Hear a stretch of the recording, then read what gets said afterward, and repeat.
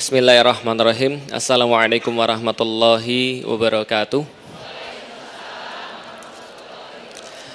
Alhamdulillahi rabbil alamin. Wassalatu wassalamu ala asrafil anbiya'i wal mursalin wa ala alihi wa sahbihi ajma'in. Asyhadu an la ilaha illallah wa asyhadu anna Muhammadan abduhu wa rasuluhu la nabiyya ba'da. Wa qala Allahu ta'ala fil kitabihil karim, a'udzubillahi minasyaitonir rajim. Bismillahirrahmanirrahim. Al-yauma akmaltu lakum dinakum wa atmamtu 'alaikum ni'mati wa raditu lakumul Islam madinah. Alhamdulillah, puji dan syukur senantiasa kita panjatkan kepada Allah Subhanahu wa taala, zat yang telah menciptakan manusia, memberikan kebaikan-kebaikan pada manusia. Tak henti-hentinya kita setiap hari menerima seluruh karunia daripada Allah, dan kita berharap mudah-mudahan karunia yang Allah berikan itu adalah bagian daripada keberkahan yang kita terima, dan kita berharap bahwa kenikmatan-kenikmatan yang Allah berikan kepada kita adalah bagian daripada kenikmatan yang disegerakan di dunia sebelum kenikmatan di akhirat yang insya Allah akan kita terima. Amin. Maka salat dan salam semoga tercurah dan terlimpahkan kepada baginda Nabi besar Muhammad sallallahu alaihi wasallam. Semoga salawat kita, semoga kerinduan kita, semoga taatnya kita kepada setiap sunnah-sunnah beliau kelak nanti akan menjadi kebanggaan beliau di akhirat ketika nanti berjumpa dengan beliau di yaumil kiamat. Mudah-mudahan kita tidak termasuk orang-orang yang hanya mengaku-aku sebagai umatnya beliau, tapi mudah-mudahan beliau juga mengakui kita sebagai bagian daripada umatnya, hingga kita layak untuk berbaris di belakang barisannya, berada di bawah bendera la ilaha illallah Muhammadur Rasulullah, menuju kepada surga, dituntun oleh beliau, ditempatkan bersama-sama dengan beliau dan memandang wajah Allah Subhanahu wa taala. Dan tidak ada lagi kenikmatan setelah itu. Yang terakhir kita memohon kepada Allah semoga kita dimasukkan dalam surga itu bersama-sama. Amin. Alhamdulillah, ikhwani wal akhwati fillah insyaallah dirahmati Allah, wabil khusus panitia dari Hijabers Mom yang pada hari ini menjadi tuan rumah, dan juga Masjid Trans Studio yang sudah memfasilitasi tempat ini dengan baik, para aparat-aparat keamanan yang juga sudah dari awal membersamai kita. Kita semua berharap keberkahan Allah datang pada majelis-majelis ini. Kita bersyukur pada Allah kita bisa berjumpa. Sudah lama rasanya saya sudah tidak main ke Bandung lagi, dan ini adalah mungkin yang pertama setelah tahun 2019 ya, alhamdulillah. Lalu kemudian kita bisa berjumpa. Tadinya saya pikir masjidnya nggak akan penuh karena hari kerja. Berarti ini yang datang nih pengangguran semua. Alhamdulillah. Pengangguran itu bukan berarti salah ya, karena pekerjaan itu tidak penting, yang penting itu adalah penghasilan gitu ya. Alhamdulillah. Alhamdulillah kita bersyukur pada Allah. Di antara kenikmatan Allah yang kita terima yang paling besar adalah nikmat keimanan, Bapak Ibu sekalian. Karena tanpa nikmat keimanan percuma kita hidup di dunia. Karena sebenarnya orang-orang yang tidak punya keimanan itu tidak ada bedanya dengan mayit. Kenapa? Hanya orang-orang yang beriman yang terdorong untuk melakukan amal-amal soleh. Hanya orang-orang yang beriman yang terdorong untuk melakukan hal-hal yang baik. Karena itulah kita tahu kenapa Pancasila itu diawali dengan ketuhanan yang Maha Esa. Karena tanpa ketuhanan kan tidak ada peradaban, tidak ada keadilan, tidak ada peradaban, tidak ada persatuan, tidak ada musyawarah dan seterusnya. Maka keimanan adalah bagian yang paling penting yang kemudian disampaikan oleh Allah Subhanahu wa taala kepada kita. Dengan itu semuanya bisa dimungkinkan, semuanya bisa ada. Maka pemberian terbesar daripada Allah kepada kita sesungguhnya adalah keimanan itu sendiri. Bayangkan ibu dan bapak sekalian, andaikan keimanan itu tidak ada, kita nggak ada bedanya dengan mayit. Kenapa? Mayit tidak terdorong untuk ibadah. Mayit tidak terdorong untuk mengumpulkan pahala. Mayit tidak bisa berpahala. Orang nggak beriman juga nggak bisa berpahala. Semua perbuatan-perbuatannya di dunia yang baik-baik tidak dihitung. Tapi orang-orang yang tidak beriman bahkan lebih parah daripada mayit. Kenapa? Karena sudahlah perbuatan baiknya tidak bisa dia lakukan, dia tetap melakukan perbuatan buruk. Ini orang-orang yang nggak beriman. Lihat mayit itu nggak bisa sholat, tapi nggak bisa maksiat. Sedangkan orang yang tidak beriman, mereka malas sholat, nggak mau sholat, tapi demen maksiat. Maka mereka lebih buruk daripada mayit itu sendiri. Kita beruntung kita punya keimanan karena keimanan inilah sesuatu yang paling berharga. Bapak Ibu sekalian, banyak orang yang berpikir bahwa ada yang berharga lebih daripada keimanan. Harta, dunia, jabatan, dan seterusnya.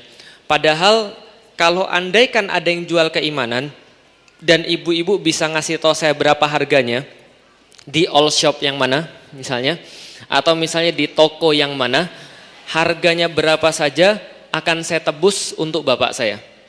Tapi kan gak ada yang jual keimanan. Andaikan keimanan itu dijual, saya punya apapun insya Allah saya bakal tebus supaya bapak saya bisa beriman. Tapi cara kerja keimanan kan tidak dengan cara seperti itu. Andaikan keimanan itu bisa dibeli, maka saya yakin ibu-ibu dan bapak-bapak yang hadir di sini pasti punya orang-orang yang mau dikasih hidayah, kan gitu kan ya. Pasti punya orang kita cintai yang kita mau mereka mendapatkan hidayah sama seperti kita. Apakah itu anaknya, apakah itu adalah saudaranya, apakah itu adalah bapak ibunya. Kita pengen agar mereka bisa mendapatkan kenikmatan ketika beribadah seperti yang kita punya. Tapi cara kerja logika tidak seperti itu. Contoh misalnya, andaikan hidayah itu logika, sama kayak logika manusia, maka seharusnya Abu Thalib masuk Islam, betul nggak? Karena yang paling dekat dengan Rasulullah adalah Abu Thalib. Coba bayangkan, kita itu umatnya Rasulullah, tapi nggak pernah ketemu sama Rasulullah. Jangankan ketemu sama Rasulullah, kita lihat aja belum pernah. Kalau lihat dan ketemu belum pernah, apalagi bantuin dakwanya Rasulullah, belum pernah. Sekarang aja kita mengatakan bahwa kita adalah muslim dan taat pada sunnah Rasulullah. Tapi belum tentu ketika Rasulullah dulu dihina di depan mata kita, kita mau belain Rasulullah. Belum tentu. Baru kita omong doang. Tapi Abu Thalib ini sudah menunjukkan, sudah membela Rasulullah Sallallahu Alaihi Wasallam. Ketika Rasulullah masih kecil, dia yang merawat Rasulullah setelah menggantikan bapaknya Abdul Muthalib yang merawat Rasulullah. Merawat Rasulullah, mencukupi Rasulullah, dan ketika sudah gede Rasulullah jadi Rasul dan Nabi, maka kemudian Abu Thalib melindungi dakwah Rasulullah. Ada yang ingin membunuh Rasulullah, Abu Thalib di depan. Kalau andaikan kamu mau mencederai Muhammad, maka hadapi dulu saya, dan tidak hanya saya, hadapi seluruh Bani Abdul Muthalib. Kenapa? Karena ini adalah bagian daripada kami. Abu Thalib melindungi Rasulullah Sallallahu Alaihi Wasallam, menjadikan badannya sebagai tameng Rasulullah Sallallahu Alaihi Wasallam. Tapi apa yang terjadi ketika Abu Thalib mau sekarat, mau wafat, lagi sekarat, dan kita tahu Rasulullah itu seumur hidupnya menginginkan agar Abu Thalib masuk Islam. Anda bisa bayangkan, Anda menginginkan seseorang yang sudah Anda anggap sebagai ayah Anda sendiri, karena memang Anda tidak punya ayah pada awalnya, anak yatim. Kemudian ketika sekarat, Rasulullah langsung tergopoh-gopoh mendatangi Abu Thalib. Kenapa? Dalam kepala Rasulullah kita sudah bisa duga. Kenapa? Ini terakhir kalinya kesempatan untuk bisa menghantarkan hidayah pada Abu Thalib. Sampai di sana Rasulullah langsung kemudian berkata pada Abu Thalib, Abu Thalib, ucapkan 2 kalimat syahadat. Wahai pamanku, ucapkan 2 kalimat syahadat. Di sekeliling Abu Thalib ada banyak orang-orang kafir Quraisy, para pembesar-pembesar kafir Quraisy di situ. Yang jawab bukan Abu Thalib, yang jawab justru pembesar-pembesar Quraisy. Jangan dengarkan Muhammad. Kalau kamu dengarkan Muhammad, kamu masuk dalam agama Muhammad, kamu bukan bagian daripada kami lagi. Diucapkan Rasul untuk kedua kalinya, wahai Abu Thalib, wahai pamanku, ucapkan 2 kalimat syahadat pamanku, ucapkan sekarang juga. Kalau engkau mengucapkan, maka walaupun engkau belum punya apapun seolah-olah begitu, maka saya bisa membela engkau di hadapan Allah. Kata Rasulullah, ayo pamanku ucapkan sekarang, selama masih ada nafasnya. Kemudian pamannya diem, yang ngomong malah orang-orang di sekitar Abu Thalib. Kalau kamu mengucapkan 2 kalimat syahadat, berarti kamu terpisah daripada kami, kamu terpisah daripada kaummu, berarti kamu benci dengan adat istiadat dan tradisi nenek moyangmu. Kalau kamu mengakui agama Muhammad, terputuslah kamu daripada nenek moyangmu.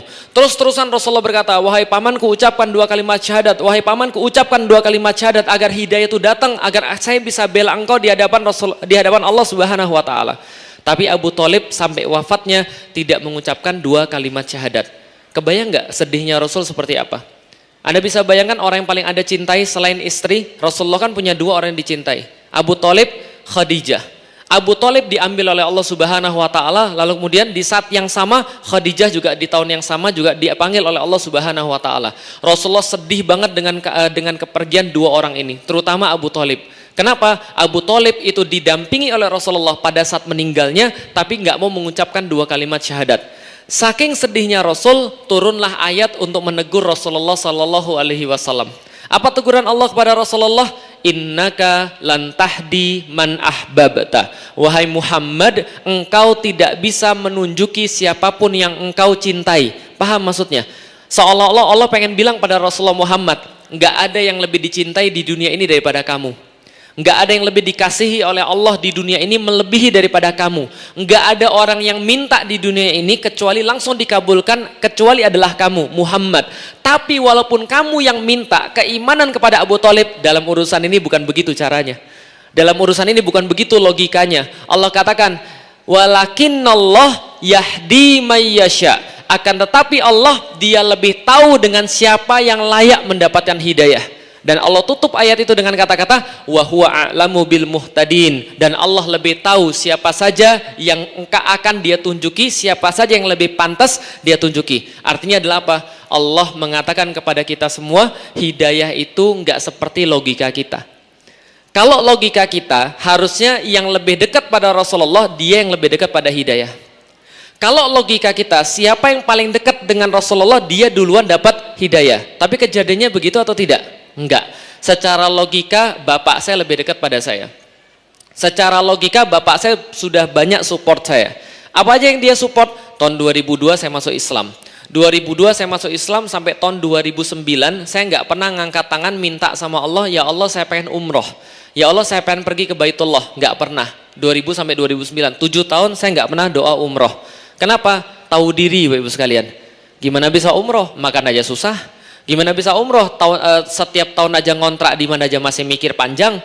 Tapi kemudian tahun 2009 saya baru berani untuk berdoa pada Allah karena teman saya pulang 2009 dari haji, lalu kemudian dia bilang begini, Lik, pas aku tawaf itu Lik, aku tuh dititipin orang banyak banget doa dan aku lupa semua doanya. Yang aku inget Lik, kebayang-bayang cuma wajahmu aja Lik. Waduh, saya pikir ini jangan-jangan saya sudah mau dipanggil Allah, wah Bapak Ibu sekalian, dipanggil pergi haji atau pergi umroh.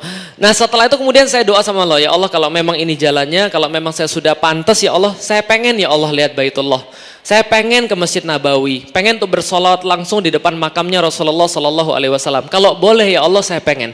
2009 saya doa, baru kemudian punya jalan 2012. 2012 saya bilang sama bapak saya, Pi, kalau papi kan punya customer. Tiap tahun kalau sesuai target, ini customer papi dikasih berapa? Bapak saya bilang, ya setahun dikasih bonus 15 juta lalik. Cukup untuk beli motor bebek pada saat itu. Saya bilang, Pi mau nggak ditambahin 5 juta lagi? Kalau ditambahin 5 juta lagi, kita bisa berangkatin mereka umroh. Lalu bapak saya tanya, siapa yang bimbing? Saya yang bimbing Pi. Emang kamu udah pernah pergi umroh? Belum, tapi saya pengen. Alhamdulillah. 2012 bapak saya ngumpulin 25 customernya, lalu kemudian saya gratis pergi umroh dari 25 customer itu. Sepekan mau berangkat, wajah saya sedih, dan bapak saya setiap kali lewatin kantor saya, karena saya sekantor sama bapak saya, tiap kali lewatin kantor saya, lalu kemudian ruangan saya, dia lihat wajah saya sedih. Besok lagi dia lihat wajah saya sedih, terus dia tanya, Lik, kamu ini kan pekan depan mau berangkat, kenapa wajahmu malah sedih? Emang kamu nggak seneng mau pergi umroh? Iya Pi, seneng Pi, cuman kepikiran aja. Kepikiran apa? Istri saya di rumah sendirian. Wah, sekalian. Bapak saya tanya, ini modus ini anak ini. Bapak saya tanya, emang berapa kalau istrimu pergi juga? 20 juta Pi. Akhirnya 20 juta dibayar dibayar bapak saya dan istri berangkat pergi umroh tahun 2012. Di depan Ka'bah kita telepon bapak saya, kita bilang, Pi, Felix sama Iin sekarang lagi ada di depan Ka'bah, doain semoga papi masuk Islam. Bapak saya jawab, insya Allah. Tapi sampai sekarang belum masuk Islam. Paham Ibu sekalian? Kalau pakai logika, harusnya dia sudah banyak sekali berjasa pada saya, umrohin saya sama istri saya. Harusnya dia yang masuk Islam. Kalau pakai logika, bukan hanya dia umrohin saya, dia beliin saya rumah. 2011 dia beliin saya rumah, dan rumah itu saya sudah hitung ketika tahun 2011 gaji saya 70 tahun gak usah dipakai baru bisa beli rumah itu. Tapi dia beliin rumah itu bagi saya, dia bilang tinggal Lik, ini atas nama kamu sudah selesai. Dia beliin mobil yang sekarang saya pakai. Ketika dia beliin mobil, kemudian dia bilang, Lik, ini kalau kamu kesulitan beli bensin, nanti datang setiap pekan ke tempat papi kasih bensinnya, asal kamu jangan minta duit sama jamaahmu. Saya bilang, saya nggak pernah minta duit, saya nggak pernah narif pada jamaah. Saya bilang gitu. Lalu bapak saya bilang, ini ada uang, buatlah usaha. Akhirnya istri saya buat usaha. Hijab Alila itu, iklan saat promosi, bukan iklan ya, baik. Intinya saya pengen bilang, saya nggak mungkin bisa punya keluasan seperti sekarang kalau bukan karena bapak saya support saya. Mungkin saya sekedar seperti orang-orang yang lain yang masih mengais-ngais, susah untuk kemudian dapat keadaan seperti ini. Tapi bapak saya support saya. Kalau seandainya kita lihat dari segi logika, harusnya bapak saya duluan masuk Islam. Setiap waktu saya doakan, setiap ketemu dia saya tanyain, dia minta saya ngisi di tempat teman-temannya, dia bangga banget kalau anaknya kemudian seorang dai misalnya, tapi kemudian dia sampai sekarang belum masuk Islam. Kenapa? Hidayah itu bukan seperti logika manusia. Dan kadang-kadang saya nanya Bapak Ibu sekalian, kadang-kadang saya nanya, kok gini sih? Kok gini sih? Harusnya kan yang lebih banyak support saya kan yang masuk Islam duluan. Pertanyaannya, kadang-kadang kita sering mikir begini, bukan kita, saya secara pribadi sering mikir begini. Kenapa bapak saya nggak dapat hidayah, tapi anda semua di depan saya ini dapat hidayah? Padahal mohon maaf, bapak saya dibanding anda, mungkin bapak saya lebih berjasa daripada anda. Tapi kenapa kemudian Allah memberikan anda hidayah, padahal bapak saya kemudian lebih berjasa dan dia tidak dapat hidayah? Disitulah kemudian saya dapat kemudian teguran lagi oleh Allah, walakinnallah yahdi may yasha wa huwa a'lamu bil muhtadin. Tahu nggak artinya? Artinya teman-teman sekalian, Allah ngasih tahu hidayah itu sesuatu yang paling berharga dan jangan anda lihat, jangan anda kira Allah memberikan hidayah berdasarkan logikamu. Enggak, Allah punya logika sendiri. Apa logika Allah? Ketika Allah menunjuki pada orang hidayah, berarti Allah sudah anggap mereka lebih pantas untuk mendapatkan hidayah. Paham maksudnya? Jadi seolah-olah Allah pengen bilang pada saya, Lik, berarti semua yang dapat hidayah di depan saya ini adalah mereka bisa jadi menurut Allah lebih pantas daripada bapak saya dan lebih bermanfaat kepada Islam daripada kalau bapak saya masuk Islam. Kira-kira begitu. Bisa dipahami maksudnya? Artinya, kalau anda duduk di sini dengan hidayah anda masing-masing yang sudah Allah berikan pada anda, merasakan nikmatnya berada dalam majelis, merasakan nikmatnya berislam, berarti Allah punya rencana pada setiap kepala yang hadir di sini yang dapat hidayah ini. Allah punya rencana, jangan-jangan kontribusi antum terhadap Islam itu lebih besar daripada kalau bapak saya masuk Islam, lebih besar daripada Abu Thalib yang masuk Islam. Bisa dipercaya, bisa difahami Ibu sekalian. Allah mempercayakan kepada anda sesuatu yang gak dipercayakan pada bapak saya. Belum dipercayakan juga pada Abu Thalib, tapi dipercayakan pada kita. Karena itulah ini yang menjadi inti pembahasan kita pada hari ini. Keimanan itu jangan pernah ditukar. Kenapa? Punyanya itu setengah mati Ibu sekalian. Andaikan hidayah itu bisa ditransfer, bisa dibagi, bisa dicangkok, bisa kemudian apalah namanya, pasti sudah terjadi. Tapi sayanya nggak bisa. Pertanyaannya, kenapa Allah milih kita, bukan milih bapak saya?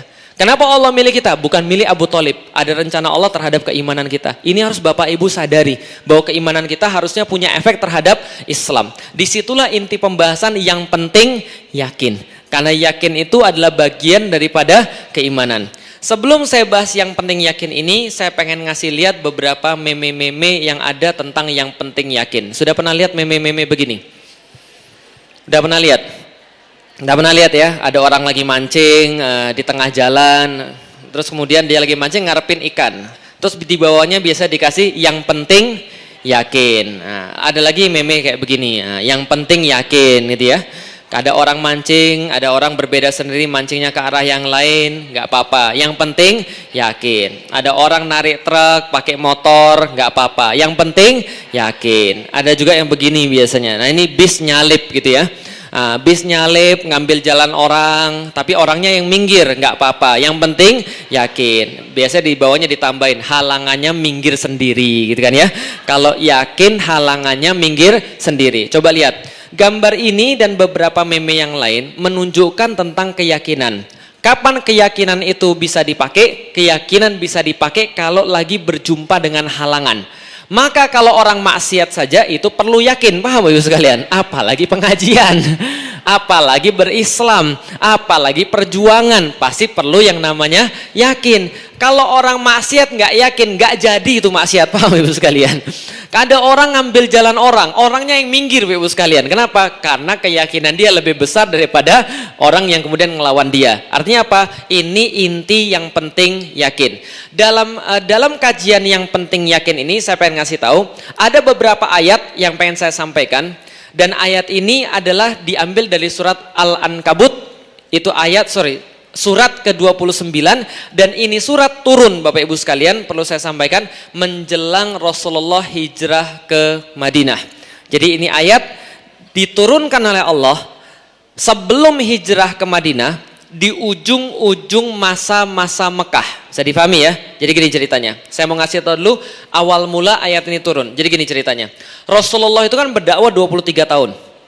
13 tahun di Mekah, 10 tahun di Madinah. Rasul menjadi nabi dan rasul itu umur 40 tahun, meninggal umur 63. Berarti ada 23 tahun Al-Qur'an turun, 13 tahun Al-Qur'an turun di Mekah, sementara 10 tahun di Madinah. Yang menariknya teman-teman sekalian, perhatikan, 13 tahun ini di Mekah, 10 tahun di Madinah, tapi 2/3 Al-Qur'an itu turunnya di Mekah. Berarti di Mekah itu banyak sekali ayat-ayat yang turun dibandingkan 10 tahun periode Madinah. Kenapa bisa begitu? Karena Allah ingin ngasih tahu kepada kita, bangun sesuatu itu perlu energi yang sangat banyak. Dan di Mekah ini bukan hanya intensitas Al-Quran turun lebih banyak, tapi intensitas gangguan itu jauh lebih besar, khususnya di ujung-ujung masa-masa Mekah. Bisa difahami ya?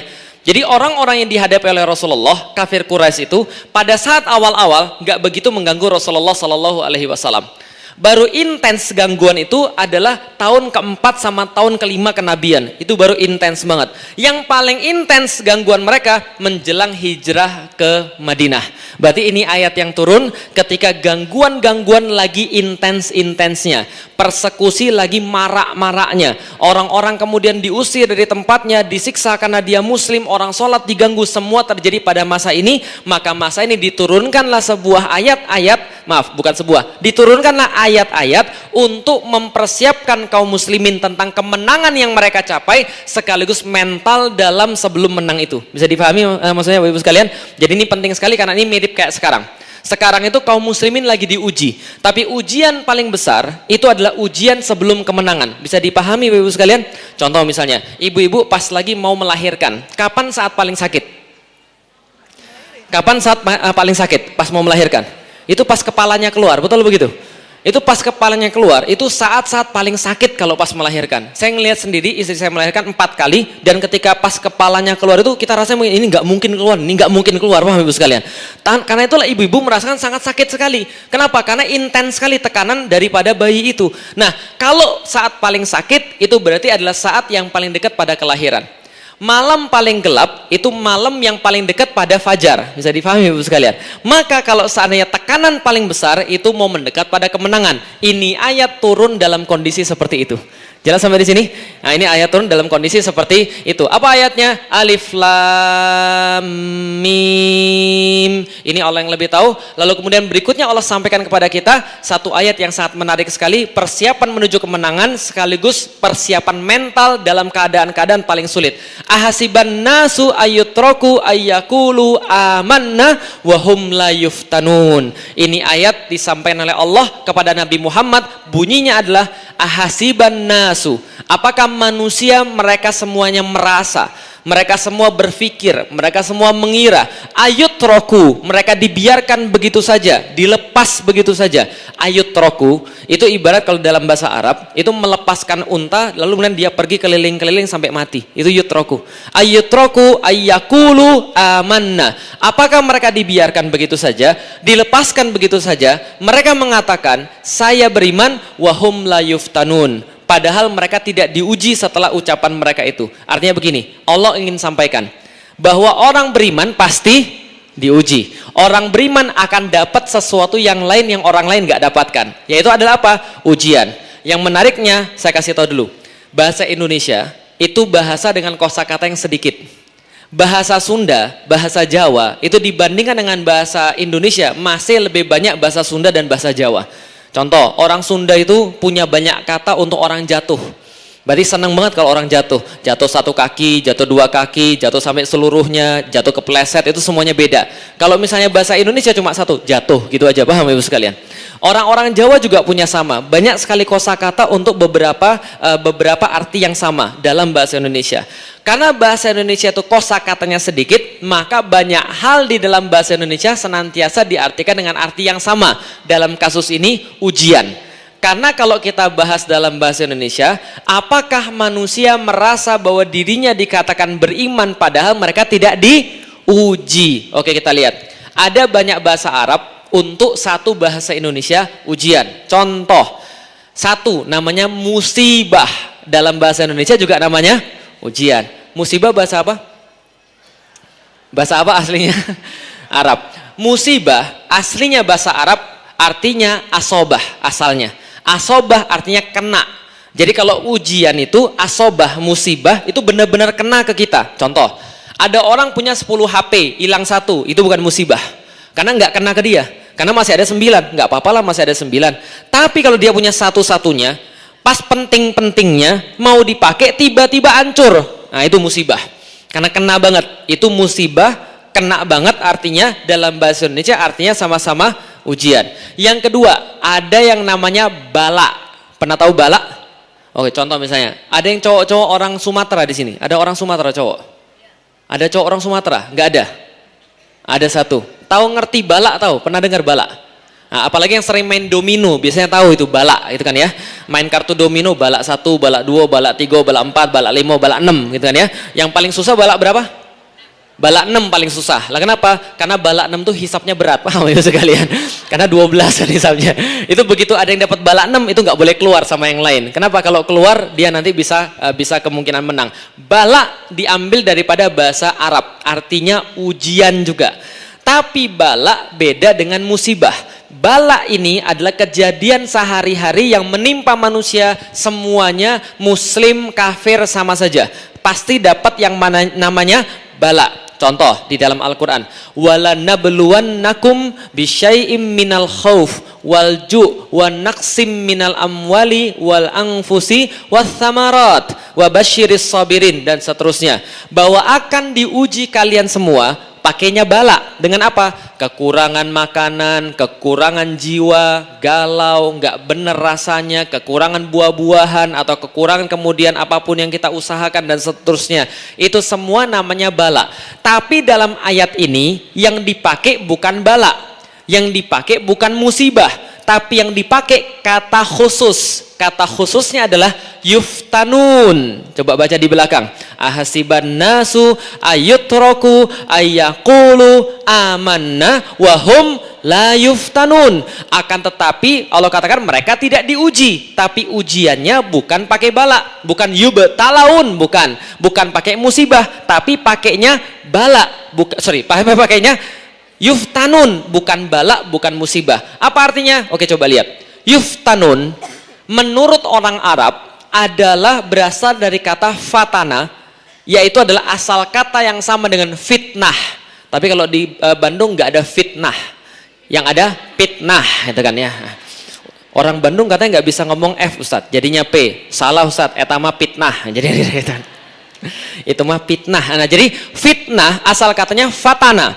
Fatana ini bukan sembarang ujian, tapi apa yang bisa kita lihat daripada fatana? Ini arti fatana. Fatana dalam bahasa Arab melukiskan sebuah proses spesifik, yaitu adalah proses pemurnian emas. Ini adalah proses spesifik. Tidak digunakan kata fatana kecuali pada proses pemurnian emas. Pertanyaannya, ibu-ibu yang senang emas, ada berapa karat emas? Ada 22 karat, ada 23 karat, ada 24 karat. Yang paling mahal? 24 karat. Kenapa 24 karat paling mahal? Asli murni 100%. Emas itu kalau kita tambang dari alam itu tidak bentuknya kayak yang ibu-ibu lihat sekarang.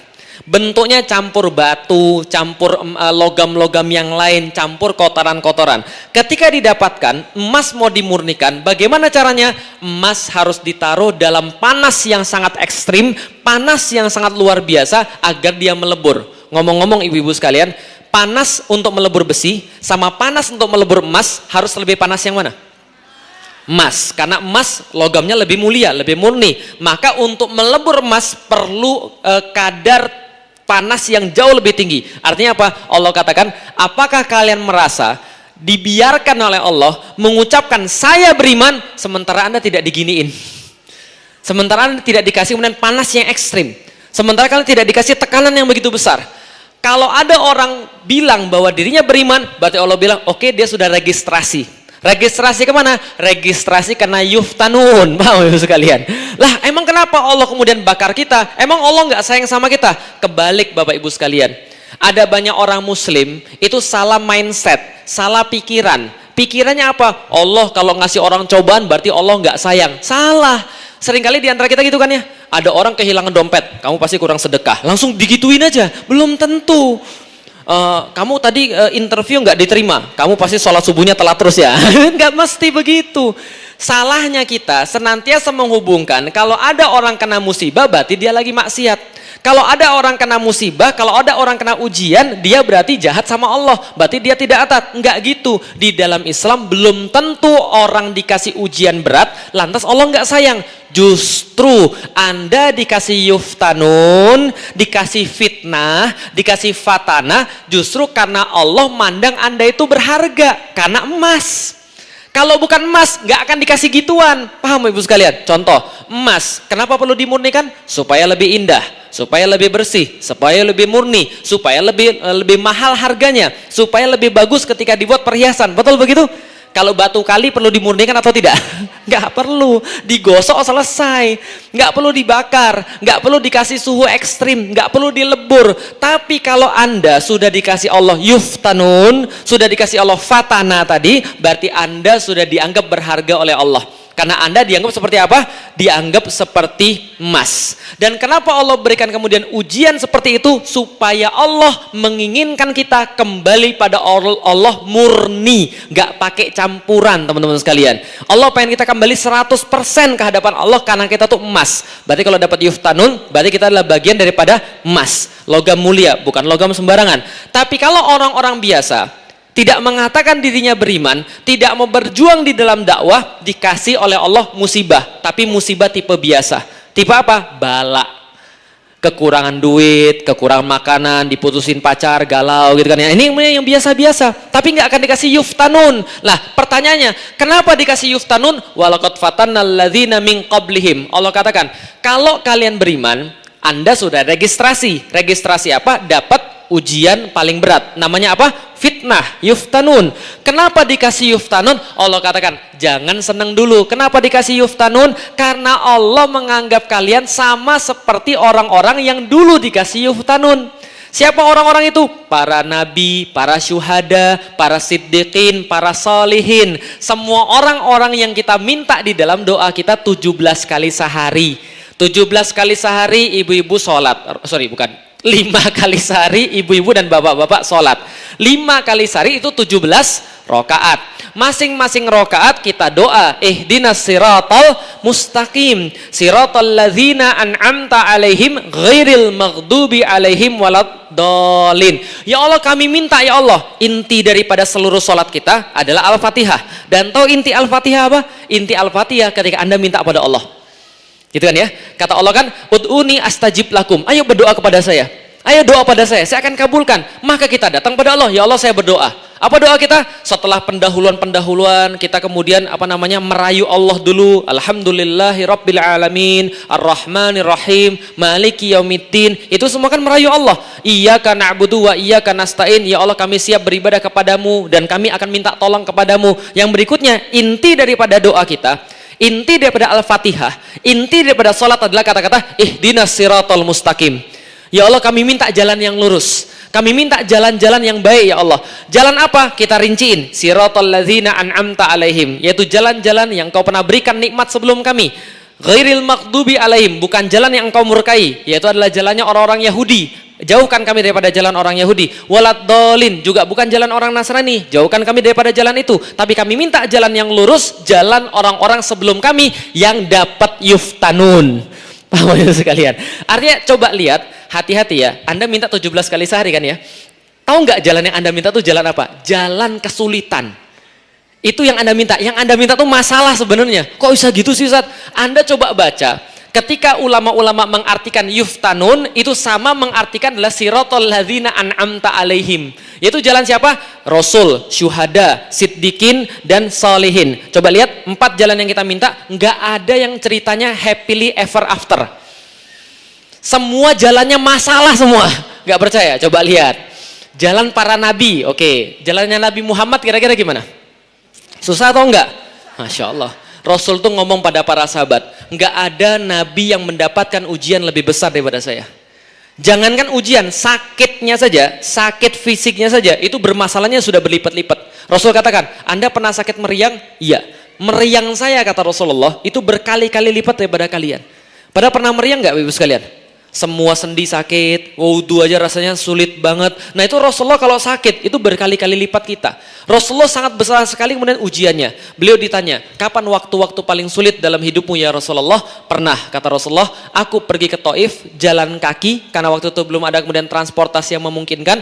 Jalan ke Taif itu kayak dari sini jalan ke Lembang Ibu sekalian. Naiknya tingginya luar biasa. Setelah kemudian lama sekali kemudian naik ke sana, sampai di atas. Ternyata orang-orang yang ada di Taif sudah diprovokasi, sudah diviralkan. Apa viralnya? Ini ada orang yang ingin merusak tempat tinggal Anda, ingin membuat kerusuhan, memprovokasi Anda. Maka anak-anak remaja disuruh bawain batu. Kemudian pas Rasul lewat, kemudian pas Rasul mau masuk, itu mereka ngelemparin, orang gila. Lalu kemudian dilemparin, Rasul balik, terus kemudian batunya mengenai betisnya Rasulullah. Banyak sekali, bukan hanya 1-2. Maka sampai kemudian darah membasahi jubah Rasulullah Sallallahu Alaihi Wasallam. Lalu kemudian Rasul keluar dalam keadaan terusir, duduk kemudian di sebuah kebun, lalu kemudian mengadu kepada Allah. Ya Allah, coba perhatikan kata-katanya. Gak sedikit pun menyalahkan orang-orang yang melempari beliau. Beliau katakan, ya Allah, saya ini berpikir, masih kurang apa dakwah saya ini? Maafkan kelemahan saya dalam dakwah, kekurangan strategi saya sehingga mereka masih menolak saya. Enggak nyalain orang sama sekali. Lalu kemudian datang malaikat Jibril. Ya Rasulullah, sudah disiapkan malaikat penjaga gunung. Kira-kira mau ditimpa enggak ke kepala mereka? Kalau kita ditanya gitu jawabannya apa? Kalau gue sih yes, gitu kan ya. Tapi Rasul enggak bilang begitu. Andai Rasul bilang begitu, habis itu orang-orang Taif. Tapi Rasul katakan, jangan, itu saat paling sedih di dalam hidup dia. Ketika dia disuruh untuk menimpakan gunung pada umatnya sendiri. Maka dia bilang, jangan, saya doakan dari sulbi mereka, keluar anak cucu mereka yang menyembah Allah Subhanahu wa Ta'ala. Kemarin teman saya baru pulang dari Taif, mereka cerita. Jadi orang-orang Taif itu, semenjak Rasulullah SAW sudah kemudian pergi, yang sudah beriman, membakari seluruh kebun-kebun yang pernah disinggahi oleh Rasulullah. Jadi kebunnya dibakar semua. Kenapa? Mereka malu untuk dianggap orang Taif. Jadi kalau Anda sampai ke Arab sana, ada orang Taif pergi kemudian untuk umroh, Anda tanya, Anda orang mana? Mereka nggak akan pernah bilang mereka orang Taif. Kenapa? Mereka malu. Karena mereka diingat dalam sejarah sebagai orang yang menolak Rasulullah Sallallahu Alaihi Wasallam. Tapi Rasul itu beratnya luar biasa dalam kemudian kejadian-kejadiannya. Rasulullah sangat berat sekali. Ceritanya banyak. Lemparin batu, dicekek kemudian pakai kemudian selendang, lalu diinjek kepalanya ketika lagi sholat, dilemparin kotoran ternak dan seterusnya. Ada lagi nabi yang lain. Ada Nabi Yusuf. Pernah tahu Nabi Yusuf? Ibu-ibu kalau pas lagi hamil bacanya surat Yusuf supaya anaknya ganteng. Saya belum kasih tahu ya Ibu sekalian ya. Saya mau kasih tahu, mudah-mudahan setelah ini Anda pada berubah pikiran untuk membaca surat Yusuf, karena saya mau kasih tahu, Anda baru dikasih tahu kalau baca surat Yusuf anaknya ganteng. Tapi yang belum dikasih tahu adalah anak ganteng itu bermasalah. Paham Ibu sekalian? Kan sudah saya bilang tadi, wahum la yuftanun, bahwa seluruh kisah Nabi itu orang bermasalah semua. Kalau Anda lihat kisah para Nabi, semuanya masalah dan jangka waktunya lama. Coba lihat, awal-awal surat Yusuf sudah kisahnya saudara-saudaranya ngiri sama dia. Lalu saudara-saudaranya buang dia ke sumur. Lalu kemudian dia di situ teriak-teriak. Anda mungkin cuma baca, tapi Anda bisa nggak pikirin, Anda punya anak, belum SD, dibawa sama saudaranya, dimasukin ke sumur. Mungkin dia teriak-teriak, traumatis dan seterusnya. Teriak-teriak, entah berapa lama, baru kemudian datang orang nolongin dia. Tapi bukan nolongin, dijual sebagai budak dengan harga yang sedikit. Lalu kemudian masuk disuruh bekerja, difitnah sama cewek pula, robek depan atau robek belakang, kan itu ya. Tapi saya yakin di sini insya Allah orang-orang di sini baik-baik. Insya Allah kalau kejadiannya sama, insya Allah nggak robek. Kenapa? Sudah buka baju duluan kan itu kan ya. Setelah difitnah masuk penjara, di penjara dilupakan sama temennya, lalu kemudian seterusnya di ujung cerita dia harus berhadapan dengan saudara-saudara dia dan harus memaafkan saudara-saudaranya. Belum lagi cerita sampingannya, bapaknya ketika tahu anaknya meninggal nangis sampai buta. Dan butanya sampai ketika Yusuf besar. Bisa dipahami Ibu sekalian? Nggak ada cerita bahagia dalam cerita Nabi. Oh, udah Ustaz terlalu berat Ustaz, jangan lagi Ustaz, ini aja Ustaz, yang syuhada aja Ustaz. Kalau Nabi kan nggak bisa nih, syuhada aja. Oke, saya mau nanya, ada nggak syuhada yang nggak mati? Ada nggak syuhada yang nggak mati? Nggak ada, yang namanya syuhada yang mati. Ustadz, ada yang lebih ringan lah ya, Siddiqin Ustadz, Siddiqin. Ada, Siddiqin itu model kayak Abu Bakar, model kayak Harun, sama dipersekusi, sama kemudian menghadapi kemudian cobaan-cobaan. Mereka diinjek-injek sampai ususnya keluar, di dalam Al-Quran diceritakan. Mereka disisir dengan kemudian sisir dari besi yang dipanaskan, dibelah jadi dua. Itu nasibnya para Siddiqin, yang kemudian menemani para nabi dan rasul. Ustadz, yang paling ringan lagi apa Ustadz? Solihin, ada solihin. Solihin gimana? Kalau solihin itu minimal difitnah, Bapak Ibu sekalian. Difitnah dengan cara apa? Dia pengen memperbaiki padahal dirusak. Dia pengen memperbaiki, dibilang orang dia merusak. Dia sayang sama negeri dia, dibilang anti Indonesia. Dibilang kemudian anti NKRI, anti Pancasila. Itu kalau zaman sekarang, wah sekalian, itu adalah Siddiqin. Mendingan Ustadz kayaknya yang itu aja lah Ustadz, kira-kira gitu ya. Nah, ini kemudian kita bisa lihat, walaqad fatanna allazina min qablihim. Kenapa kemudian orang-orang yang beriman itu diuji? Karena ketika Anda minta di dalam Al-Quran, Anda pengen jalan-jalan seperti orang zaman dahulu, seperti Rasul, syuhada, Siddiqin, dan solihin, maka mereka diuji. Pertanyaannya adalah, kalau Rasulullah Shallallahu Alaihi Wasallam yang nggak bisa dibandingin sama kita itu aja diuji, maka kenapa Allah mengistimewakan kita nggak diuji? Kan itu ya, bisa dipahami nggak Bapak sekalian? Rasul yang kata-katanya itu sangat lembut. Jadi gini, kalau Anda ketemu Rasulullah sekarang, nggak ada orang yang nggak suka sama Rasulullah. Sulit banget untuk tidak menyukai Rasulullah. Bahkan orang paling parah pun sulit banget untuk mencari kesalahan Rasulullah. Nggak kayak saya. Kalau Felix Show cari kesalahan banyak banget. Kalau Rasulullah nggak ada. Tapi orang kayak begini pun tidak dikecualikan oleh Allah untuk mendapatkan yuftanun. Lah, kenapa Allah mau mengecualikan kita? Pasti kita juga mendapatkan yuftanun. Walaqad fatanna alladzina min qablihim. Karena sudah dikasih yang namanya ujian itu kepada orang-orang sebelum kalian. Kita bukan yang pertama dipersekusi. Kita bukan yang pertama disuruh bubar ketika mau kajian. Kita bukan yang pertama dizolimi. Kita bukan yang pertama diperlakukan tidak adil. Walaqad fatannal ladzina min qablihim. Sabar saja, itu sudah berlalu sebelumnya. Kenapa Allah menguji kita? Allah sampaikan, fala ya'lamannallahu alladzina shadaqu. Karena Allah perlu untuk memberitahu kepada kalian siapa orang-orang yang benar. Wala ya'lamannal kadzibin. Dan Allah perlu tahu dan kasih tahu siapa yang kemudian yang bohong. Kalau Anda baca di dalam Al-Quran, artinya begini, supaya Allah tahu yang mana yang benar dan yang mana yang dusta. Pertanyaannya, emang sebelum Allah kasih ujian, Allah nggak tahu kita? Allah tahu, tapi kita nggak tahu. Makanya para mufasir mengatakan ini ayat adalah Allah pengen ngasih tahu. Allah sudah tahu yang mana yang benar, yang mana yang salah. Tapi kalian semua belum tahu. Maka Allah kasih ujian, fitnah. Supaya apa? Supaya terbuka, terlihat dengan jelas siapa yang selama ini seolah-olah peduli dengan Islam dan siapa yang benar-benar peduli. Siapa yang selama ini kayak-kayaknya sama Islam oke, dan kayak-kayaknya enggak gitu kan ya. Dan siapa yang benar-benar serius untuk membela agama Allah. Sekarang kelihatan Bapak Ibu sekalian? Kelihatan banget. Nah, semua kenapa ada ujian? Kalau nggak ada ujian kita nggak ngerti, kita nggak tahu Bapak Ibu sekalian. Makanya Allah katakan ujian ini untuk apa? Memisahkan antara hak dan batil. Selalu seperti itu. Emas tadi kita dikatakan, kita itu emas, maka kita harus dipisahkan daripada kotoran-kotoran. Bapak Ibu sekalian, di antara kita ini ada orang yang dekat tapi sebenarnya jauh. Tapi ada orang yang jauh tapi sebenarnya dekat. Di antara kita ini bukan hanya kita tuh punya kotoran-kotoran hati, hasad dan seterusnya. Bukan hanya itu yang dibersihkan oleh Allah, tapi dengan adanya ujian Allah membersihkan orang-orang di sekeliling kita.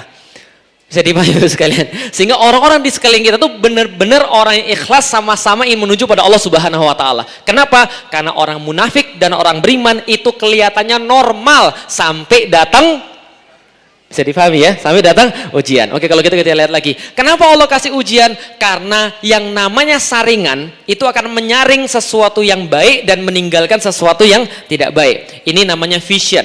Vision itu begini Bapak Ibu sekalian. Orang itu ditentukan istiqomah atau tidak berdasarkan visi masa depannya. Visi itu ada 3. 1, visi orang biasa. 2, visinya pengusaha. 3, visinya ahli surga. Yang pertama visinya siapa? Yang kedua visinya siapa? Pengusaha. Yang ketiga visinya siapa? Yang pertama visinya orang biasa. Ini visi yang bisa dilakukan oleh semua orang. Kenapa? Dia ngelihat cuma pakai mata. Contoh, hari ini lihat saya? Lihat. Percaya kalau ada saya di masjid Trans Studio? Percaya. Karena Anda lihat secara langsung. Ini baru visi yang pertama. Tapi visi yang pertama ini sangat berbahaya. Kenapa? Lihat di dalam Al-Quran, kecelakaan banyak orang gara-gara mereka cuma pakai mata. Karena mereka cuma pakai mata, mereka nggak bisa lihat yang di belakang tembok. Mereka nggak bisa lihat di masa depan. Kenapa? Karena hanya pakai mata. Itu kesalahan orang-orang. Karena hanya lihat pakai mata. Ini tipe yang pertama. Karena hanya lihat pakai mata, terhalang tembok. Allah katakan, di dalam Al-Quran, orang-orang yang pakai mata itu mereka sangat senang dengan kehidupan dunia. Ya'lamuna dzahiran minal hayatid dunia. Sangat bisa mereka melihat dunia, sangat terang mereka melihat dunia. Wahum anil akhirati hum ghafilun. Tapi urusan akhirat mereka tiba-tiba jadi lalai sekali. Ini menurut Allah, ini yang pertama. Visi pertama hanya pakai mata. Visi kedua, visi pengusaha. Visi pengusaha ini bukan pakai mata, tapi pakai akal. Pakainya apa? Akal. Contoh, pengusaha itu ngelihatnya bukan yang sekarang. Maka kalau ada orang jualan cincau, cappuccino cincau, Anda jualan cappuccino cincau juga, itu bukan pengusaha. Ada orang jualan HP, Anda jualan HP, itu bukan pengusaha. Kenapa? Pengusaha bukan lihat yang sekarang, tapi lihatnya di masa depan. Karena dia lihat di masa depan apa yang laku, dia invest sekarang. Invest itu hanya bisa dilakukan oleh orang-orang yang lihat pakai akal. Karena kalau dilihat pakai mata sekarang, ini nggak menghasilkan. Tapi masa depan menghasilkan. Kenapa? Karena ngelihatnya pakai akal. Itu pengusaha. Yang ketiga, visinya ahlul surga atau ahli surga. Nih, visinya ahli surga. Suatu waktu bayangkan, pada tahun 700-an, pada abad ke-7, tahun 600-an, tiba-tiba ada seorang laki-laki pagi-pagi ngomong begini. Kira-kira gimana reaksi Anda? Ada seorang laki-laki pagi-pagi di tahun 600-an, di saat belum ada mobil, di saat belum ada pesawat, di padang pasir, laki-laki bilang begini, tahu nggak? Kemarin saya itu didatengin malaikat malam-malam. Jantung saya dikeluarin, dicuci pakai air zam-zam, dimasukin lagi, terus kemudian ditutup lagi, kemudian pakai jahitan.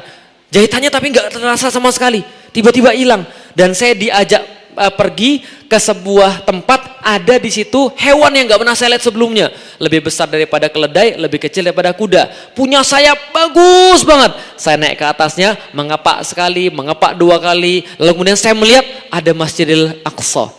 Lalu kemudian saya dari situ naik ke Sidratul Muntaha, ketemu Allah.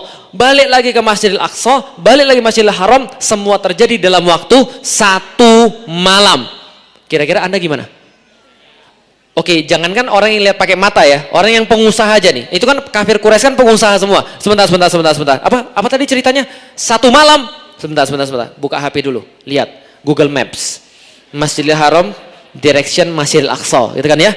Dapat 1233 kilometer.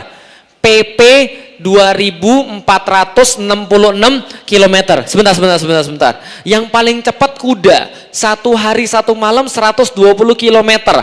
Ini berarti PP 2400. Nggak mungkin, ngayal lu semalam, nggak mungkin, ngayal, stres. Dapat mereka titik untuk menyerang, diviralkan di seluruh kemudian Jaziratul Arab. Muhammad nipu, Muhammad ngayal, disebarin ke seorang banyak yang murtad. Setelah banyak yang murtad, kemudian suatu waktu Abu Bakar baru pulang dari luar kota, lalu kemudian orang kafir Quraisy punya bahan nih, dia bilang, wah ini ada Abu Bakar, kesempatan. Abu Bakar sini sebentar, saya dapat berita, keren banget bro, lu harus tahu bro. Gimana? Diceritain sama Abu Bakar. Abu Bakar setelah diceritain sama orang kafir Quraisy dengan wajah polosnya, kemudian bilang begini, cuma gitu doang. Maksudmu gimana? Ini kan berita sangat ajaib, Muhammad berbohong. Cuma gitu doang. Lalu kemudian Abu Bakar berkata dengan sesuatu yang menjadi panduan kita sampai sekarang untuk beriman. Apa kata Abu Bakar? Andaikan Muhammad berbicara lebih bombastis daripada itu, saya tetap percaya. Kenapa? Karena itu keluar dari mulut Muhammad sallallahu alaihi wasallam, bukan yang lain. Bapak Ibu sekalian, ini penting banget. Jadi gini ceritanya. Kalau kita menerima sesuatu berita, itu Anda harus lihat dulu, ini berita soalan hikmah, soalan ilmu atau soalan akidah. Kalau soalan ilmu, maka berlaku ungzur maqila wala tangzur man qala. Lihat apa yang dibicarakan. Jangan lihat siapa yang berbicara. Hatta seorang anak kecil, hatta seorang mantan narapidana berbicara tentang Al-Quran, berbicara tentang tafsir, sampaikan dia kemudian tentang tafsir, Anda dengarkan dia. Karena ini tentang ilmu. Ilmu mau dari mana saja boleh. Hatta dia bukan muslim, dia ngajarin fisika, kita terima saja. Kenapa? Karena ini soalan ilmu. Tapi soalan akidah berlaku sebaliknya. Apa sebaliknya? Ungzur man qala. Lihat siapa yang ngomong. Wala tangzur ma qila. Jangan lihat apa yang dibicarakan. Kenapa? Kalau yang ngomong Allah, yang ngomong Rasul, pasti benar. Bisa dipahami Bapak Ibu sekalian. Maka yang penting yakin itu urusan apa? Urusan visi. Kalau dia bisa mengkorelasikan dengan surga, maka insya Allah dia jadi yakin banget. Contoh, lihat, ada berapa visi tadi? 3. Yang satu, orang biasa. Yang kedua, pengusaha. Yang ketiga, ahli surga. Lihat, seorang syuhada dan yang syahid pertama kali adalah seorang wanita. Namanya Sumayyah. Sumayyah ini seorang ibu punya suami namanya Yasir. Yasir dan Sumayyah punya anak namanya Ammar. Pernah kenal? Pernah kenal? Kenalan di mana? Itu kan ya, baik. Punya anak namanya siapa tadi? Ammar. Ammar masuk Islam, ngajak 2 orang tuanya masuk Islam dan majikannya nggak setuju. Nama majikannya Umayyah bin Khalaf. Umayyah bin Khalaf manggil bapak ibunya, Sumayyah dan Yasir, anaknya diikat di tiang. Suruh menyaksikan orang tuanya disiksa. Bapaknya dibunuh dengan cara disalib di pohon kurma. Ibunya dibunuh lebih dulu dengan cara apa? Dicambuk ibunya.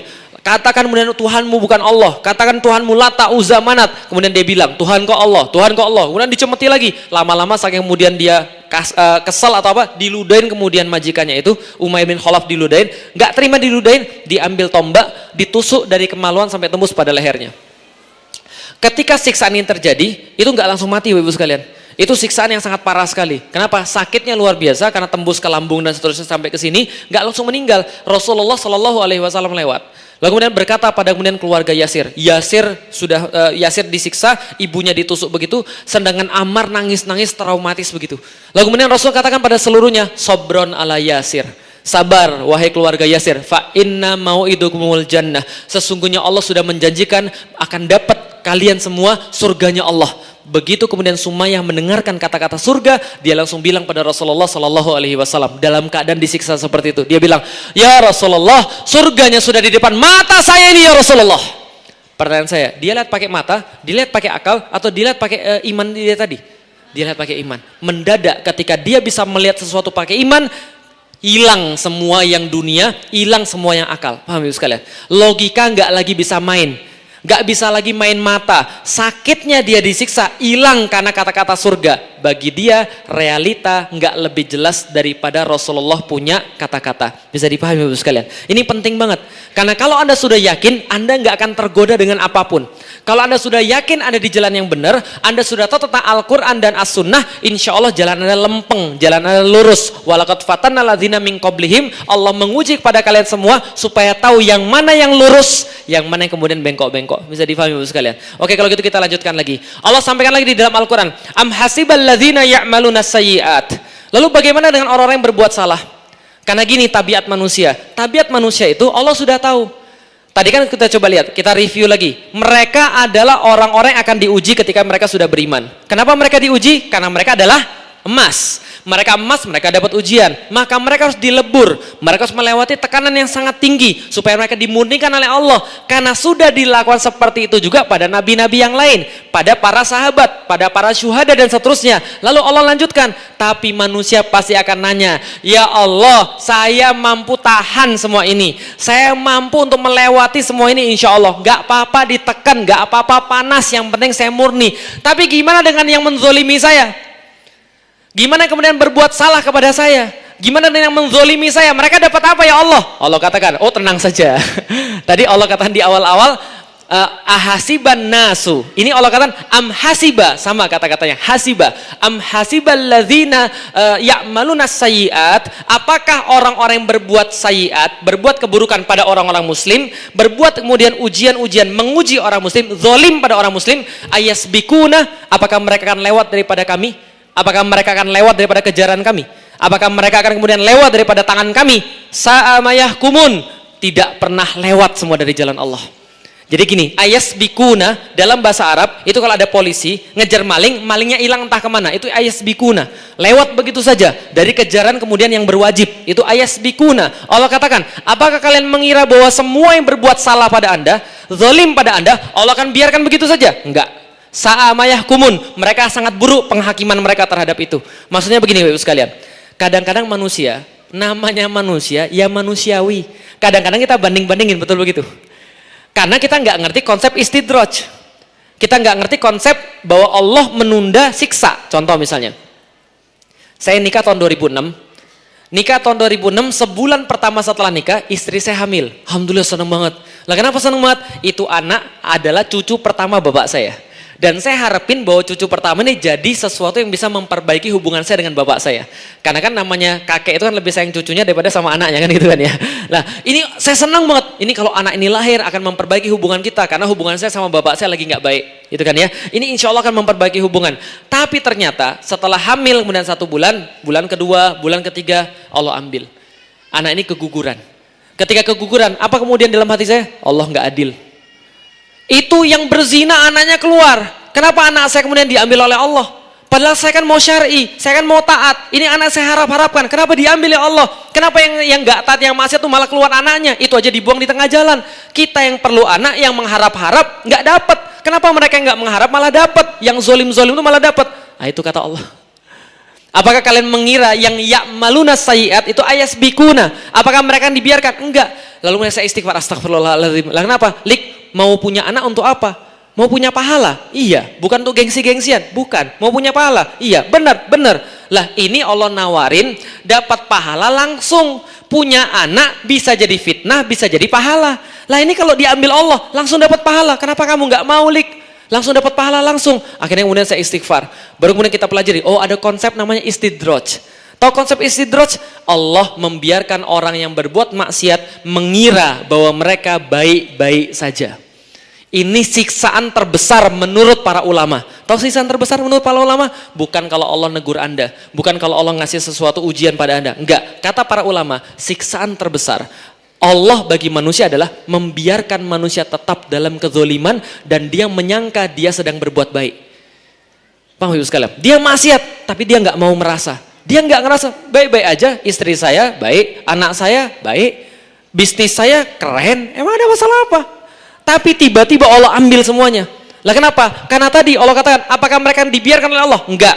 Dan Anda coba lihat, dari zaman dulu ada orang-orang yang bermasalah dengan risalah para nabi. Ada orang-orang yang bermasalah dengan risalah Allah Subhanahu wa taala dan Anda pelajari bagaimana kesudahan mereka semua. Itu yang Allah sampaikan di dalam Al-Qur'an supaya kita belajar gimana kisahnya Namrud. Namrud itu Masya Allah sampai sekarang kalau Anda pergi ke Turki di daerah namanya Nemrut itu, Mount Nemrut atau Gunung Namrud itu ada patungnya, ya Allah segede kingkong Ibu sekalian. Bayangkan itu baru kepalanya doang, belum badannya karena patah gitu kan. Dan bukan hanya satu, banyak sekali. Saya bisa bayangin, gila. Dulu di gunung kayak gini aja dia sudah bangun patung banyak banget. Gimana kekuasaan dia? Sebesar apa kekuasaan Namrud? Namrud kemudian membakar Nabi Ibrahim, gak berhasil dan ujung-ujungnya apa yang terjadi? Dia meninggal. Meninggalnya gara-gara apa? Digigit nyamuk. Paham gak Ibu sekalian? Udah sombong banyak gitu nih ya, promosi luar biasa. Matinya di ngapain? Digigit nyamuk. Anda bisa bayangin gak sih? Seseorang mengklaim bahwa dirinya Tuhan mati digigit Fir'aun, mati kesumpel pasir, gitu kan ya, nggak enak semua Bapak sekalian. Makanya saya bilang Anda itu Bapak sekalian jadi gini, Anda tahu kenapa banyak orang bermaksiat? Tahu kenapa banyak orang bermaksiat? Di dalam Al-Quran penyebab terbesar kenapa banyak orang bermaksiat adalah mereka tidak ngitung. Innahum kanu la yarjuna hisaba. Mereka tidak pandai matematik. Matematik itu selalu sama. 2 tambah 2, 4. Kalau di sininya 6, berarti di sini nggak mungkin 2 tambah 2. Pasti ada 2 lagi. Misalnya Bapak sekalian, setiap perbuatan Anda pasti punya konsekuensi. Tapi orang bermaksiat merasa semua tidak bakal dihitung. Innahum kanu la yarjuna hisaba. Dalam ayat yang lain Allah katakan, mereka mikir mereka tidak akan disatukan kembali dalam bentuk yang utuh. Mereka bilang, bagaimana Allah bisa menyatukan tulang belulang kami? Nggak mungkin, ini tulang belulang banyak banget, nggak mungkin bisa disatuin, sudah jadi tanah semuanya. Allah bilang, bahkan bukan hanya kamu, bapakmu, ibumu, nenek moyangmu, semua kami satuin jadi lagi satu. Kenapa? Kalian jangan kira kami kemudian kalian bisa lari daripada kami. Jangan kira setiap perbuatan Anda tidak akan dikonsekuensikan oleh Allah. Kenapa? Karena kalau Anda mau nyari keadilan di dunia, nggak bakal dapat keadilan di dunia. Betul begitu? Nggak percaya? Coba kita lihat ayat Allah selanjutnya ketika berbicara tentang itu, mangkana yarjulika Allahi fa inna ajalallahi laatin. Siapa yang mencari perjumpaan dengan Allah, mencari keadilan, yang mencari kebaikan daripada Allah, itu semua akan datang. Tapi nanti, bukan sekarang. Karena sekarang nggak akan ada keadilan. Contoh, pernah dengar ada orang yang bunuh satu rumah 10 orang? Pernah dengar? Jadi ceritanya ada satu orang ngerampok, ceritanya semuanya diikat di rumah itu, lalu kemudian diambil semua hartanya, lalu kemudian yang perempuan diperkosa, yang lalu semuanya dibunuh. Pernah dengar? Yang mati ada 10. Pertanyaan saya, hukum di Indonesia yang paling berat untuk orang yang berbuat seperti itu hukuman apa? Taruhlah hukuman mati misalnya ya. Hukuman mati. Mati berapa kali? Mati berapa kali? Lihat ya, ada 10 orang menanti keadilan nih ceritanya nih. Ada yang kemudian ada 10 orang menanti keadilan, lalu kemudian dia dihukum mati. 9 yang lain nyari kemana? Paham ibu sekalian? 9 yang lain nyari kemana? Andai kan gak ada hisab, andai kan gak ada siksaan di akhirat, sudah pasti Allah tidak adil. Tapi Allah katakan, Allah maha adil. Makanya kadang-kadang kita melihat di dalam Al-Quran, siksaan Allah itu kadang-kadang ekstrim. Kenapa? Allah cuma pengen mau ngomong sama kalian. Kalau kalian mau nyari keadilan, Allah punya keadilan. Allah punya keadilan. Orang bisa menyangka mereka akan melewati Allah di dunia, membohongi Allah di dunia, merasa bahwa mereka bisa ngibulin Allah di dunia, tapi Allah punya cara tersendiri untuk berhitung dengan mereka. Innahum kanu la yarjuna hisaba. Seperti apa? Allah sampaikan, inna jahannama kanat mirsada. Sesungguhnya jahannam itu seperti binatang yang menerkam. Kanat mirsada litagina ma'aba, dan dia kemudian menjadi tempat kembalinya orang-orang yang togo, yang melampaui batas, yang kemaksiatannya bukan hanya maksiat biasa tapi maksiat parah. Lalu kemudian Allah katakan apa lagi? Di dalam kemudian neraka itu Allah siksa mereka dengan luar biasa. Contoh, dalam surat Ar-Rahman pernah dengar yatufuna bainaha wa bainaha mimin an? Pernah dengar? Yatufuna bainaha wa bainaha mimin an, pernah dengar? Keren atau enggak? Keren. Mau tahu artinya? Mau tahu artinya? Yatufuna bainaha wa bainaha mimin an.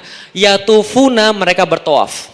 Tawafnya gimana? Dalam suratul Waqiah dikatakan bahwa famaliuna min halbutun. Orang-orang yang berbuat dosa di dunia yang kayak tadi, yang nggak bisa dibalas semuanya di dunia, dan mereka nggak bertaubat, menyakiti kaum muslimin, menyiksa kaum muslimin dalam jumlah yang sangat banyak dan sangat sadis, nanti di akhirat mereka disuruh tawaf. Tawaf ngapain? Mereka kan makan zakum. Famaliuna min halbutun, dan mereka penuhi kemudian tubuh badan mereka dengan zakum, perut mereka dengan zakum. Tahu zakum?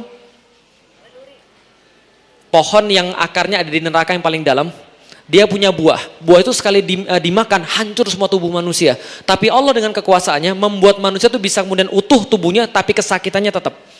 Nah, ketika mereka makan zakum itu, yang pertama kali mereka katakan adalah, ya Allah, haus ya Allah, ya Allah, haus ya Allah, minum ya Allah, minum ya Allah. Allah bilang, mau minum? Ada, silahkan di sana ada minum.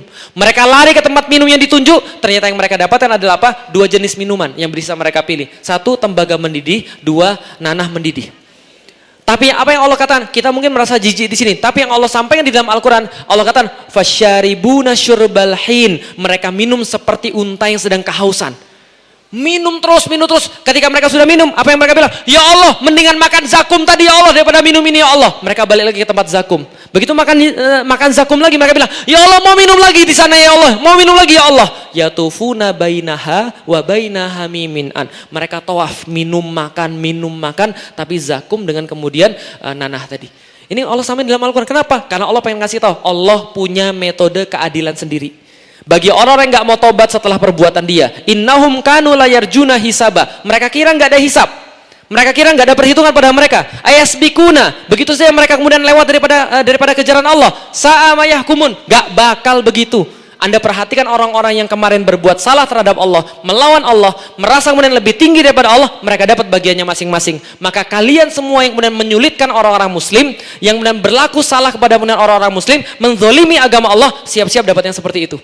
Allah punya cara sendiri. Tenang aja, Anda gak usah mikirin mereka. Allah katakan, tenang, Anda gak usah mikirin mereka. Anda gak usah doakan mereka jelek. Gak perlu doakan mereka dapat hidayah. Tapi kalau mereka gak mau tobat, ada bagian tersendiri bagi mereka. Bisa difahami Bapak sekalian? Dan Anda jangan harap keadilan di dunia. Karena Allah sudah katakan, mangkana yarju, siapa yang pengen liqa Allah, berperjumpaan dengan Allah, janji dengan Allah, keadilan daripada Allah, fa inna ajalallahi laatin. Sesungguhnya pertemuan itu, janji itu akan segera datang. kebangkitan Islam, lalu kemudian kaum muslimin yang kemudian akan baik lagi. Insya Allah janji itu akan datang. Tapi jangan berharap pada siapapun. Karena kalau Anda berharap, disitulah awal kecewa. Betul begitu? Sekali lagi, jangan harap pada manusia, siapapun itu. Jangan harap pada saya. Jangan harap pada asatidz. Jangan harap pada pemimpin, siapapun itu. Karena yang harus Anda harapkan hanya, karena begitu Anda harapkan manusia, Anda pasti akan nanti sedih. Anda pasti akan kecewa. Dan yang terjadi pada Islam, yang terjadi pada agama Allah, senantiasa dari dulu ada pengecualian bagi kaum muslimin kalau urusan penyiksaan. Betul begitu? Contoh, orang-orang kafir Quraisy sudah sepakat, namanya Ka'bah itu tidak boleh ada kekerasan di situ. Semuanya terjamin di Ka'bah, kecuali bagi orang muslim. Nggak akan ada keadilan. Jadi Anda jangan kemudian minta keadilan. Ya boleh sih minta, tapi jangan berharap pada kemudian manusia. Anda nggak bisa ngomong gini, kenapa kami kemudian selalu disalahkan? Kenapa kalau kami ngomong selalu salah? Kenapa kami kalau ngomong selalu berakhir pada penjara? Lah itu kemarin ada orang yang bawa bendera la ilaha illallah. Lalu dia bilang, ini bendera teroris. Kenapa dia nggak ditangkap? Kenapa dia nggak masuk kerangkeng? Tapi ada orang yang melakukan sesuatu yang mungkin biasa-biasa saja masuk. Yang nggak ada aja jadi ada, apalagi yang ada. Paham ibu sekalian? Ini terjadi. Jangan harap kemudian ada keadilan. Karena Anda nggak bakal dapat keadilan. Kenapa? Konstitusi bisa dibengkokkan untuk kemudian kaum muslim. Selalu begitu. Jadi Anda nggak bisa ngomong, kenapa dunia ini nggak adil? Harusnya kan begini, harusnya kan begini. Sebagai warga negara saya harus punya hak yang sama. Tapi nggak ada keadilan kalau urusan kemudian Anda memperjuangkan kebenaran. Bisa dipahami sampai di sini? Saya bukan mengatakan bahwa Anda tidak boleh berharap pada hukum, pada keadilan. Boleh, tapi jangan ditaruh semua di situ. Yang namanya harapan Anda satu-satunya harus ditaruh pada Oke. Dan apa yang Anda akan dapatkan ketika Anda menaruh kemudian pada Allah? Allah katakan, "Wa man jahada fa innama yujahidu li nafsih." Maka setelah Anda tahu Anda itu emas, Anda tahu akan diuji, Anda tahu sudah diuji orang-orang sebelum kalian, dan Anda jangan khawatir terhadap orang yang zalim pada Anda, maka berharaplah pada Allah. Dan ketika Anda berharap pada Allah, senantiasa tingkatkan keimanan Anda, berdirilah dan berteriaklah secara lantang tentang apa yang Anda yakini. Jangan mundur. Kalau Anda mundur, justru disitulah ujiannya. Paham ibu sekalian? Justru ketika lagi ditekan, Allah katakan jangan mundur, tetap berdiri, sampaikan kebenaran. Kenapa? Kalau begitu Anda mundur, berarti ujiannya Anda nggak lulus. Bisa dipahami ya? Jadi dalam keadaan-keadaan ujian, apa yang Allah katakan? Lalu berjihadlah di jalan Allah. Dengan cara apa? Tetap pegang agama ini. Tetap kemudian jangan mundur. Karena zaman sekarang banyak orang-orang yang nanti akan membuat Anda supaya mundur. Contoh misalnya, Anda pengen pemimpin muslim. Anda dikatakan, apa? Islam intoleran. Jangan mundur. Katakan memang ini agama kita. Kenapa bermasalah? Kemarin saya ada ketemu spanduk di masjid. Jangan jadikan masjid sebagai tempat berpolitik. Jangan mundur. Kenapa tidak boleh? Masjid itu adalah tempat untuk menyampaikan kebenaran. Maka untuk menyampaikan kebenaran di mana saja, apalagi di masjid. Bisa difahami Bapak Ibu sekalian. Maka sampaikan kebenaran, jangan mundur selama Anda yakin Anda benar. Tapi bukan suruh Anda frontal juga, Bapak Ibu sekalian. Bukan suruh Anda berantem. Kalau sudah berantem sudah salah. Kenapa? Saya perlu mengingatkan. Bagaimanapun juga tahun-tahun ini tahun politik, Ibu sekalian. Bukan tahun-tahun ini. Saat-saat ini saat politik, bukan tahun-tahun lagi. Saat-saat ini saat politik. Apapun seolah-olah dicampur adukan dengan itu. Dihubung-hubungkan dengan itu. Kemarin saya ngisi di Depok. Saya ngisi di Tangerang. Nggak boleh ngisi. Alasannya apa? Felix Xiao Jurkam 02. Saya bilang, kapan saya Jurkamnya? Saya diomong Ibu sekalian, yang saya bilang adalah suruh kemudian orang untuk terikat pada Islam, suruh orang taat pada Allah Subhanahu wa taala. Zaman-zaman sekarang memang zaman-zaman politik, tapi ingat jangan sampai menghilangkan persaudaraan. Saya kasih tahu Ibu sekalian, saya selalu ngomong dalam ceramah-ceramah saya, hati-hati, ada kerugian yang lebih besar daripada kalah menang. Apa kerugiannya? Hilangnya ukhuwah. Lihat kondisi Indonesia yang sekarang. Bapak Ibu sekalian, dulu-dulu kita nggak pernah dapat yang kayak begini Ibu sekalian. Berbedanya pilihan tuh nggak menyebabkan orang jadi berantem. Sekarang, Masya Allah, di grup WhatsApp keluarga berantem. Gara-gara apa? Gara-gara beda pilihan doang, gitu kan ya. Ini benar masalahnya luar biasa. Ya jangan kayak ibu-ibu, saya juga sama Bapak Ibu sekalian. Lah keluarga saya kan bukan muslim apalagi. Tapi setidaknya saya bisa nunjukin bahwa ini bisa tetap bersatu dan ada kemenangan yang lebih besar daripada kemenangan yang terjadi ke depan. Apa kemenangannya? Ketika kaum muslimin bisa sama-sama ukhuwah. Tapi Ustadz saya tuh kesel banget Ustadz, masa kita difitnah terus. Jangan, saya juga kesel sama. Dan saya yakin deh saya paham banget, yakin deh saya paham. Tapi Ibu sekalian, ketika saya lagi kesel banget, tiba-tiba kemudian saya baca Quran untuk menenangkan diri. Ketika saya kemudian dipersekusi di Pasuruan, saya pulang, saya sedih banget. Saya bilang sama Pak Polisi, saya bilang 5 menit aja saya datang ke sana, 5 menit aja, cuma untuk menyapa jamaah supaya mereka kemudian tersalurkan. Minimal mereka lihat saya di situ memang ada, bukan seperti yang diberitakan saya lari di tempat. Enggak, 5 menit aja saya datang sana. Enggak boleh, tetap enggak boleh. Akhirnya kemudian saya pulang, sedih banget, saya baca Al-Quran. Tahu nggak bacanya di surat apa? Bacanya di kisahnya Nabi Yusuf. Terakhir ketika Yusuf harus berjumpa dengan saudara-saudaranya dan harus memeluk saudaranya dan tetap mereka bagian daripada saudara karena mereka satu akidah. Bisa difahami sampai di sini? Akan ada masa-masa yang Allah uji seperti itu. Disitulah letaknya Allah akan tunjukkan siapa yang benar-benar hatinya sudah dibimbing oleh Allah Subhanahu Wa Taala. Nah, maka yang terakhir bagi orang-orang yang sudah melantangkan, contoh misalnya seperti ini, angkat bendera, bendera la ilaha illallah Muhammadur Rasulullah. Main bilang, ini bendera teroris, bendera ISIS, bendera HTI, angkat tinggi-tinggi. Sampaikan, ini adalah bendera tauhid. Lah kenapa? Jangan khawatir, sama ini bendera tauhid, ini bukan bendera siapapun. Dulu sebelum saya masuk Islam, saya ngeliat bendera ini, saya tanya pada orang-orang muslim, ini bendera siapa ya? Dia bilang, ini bendera Rasul.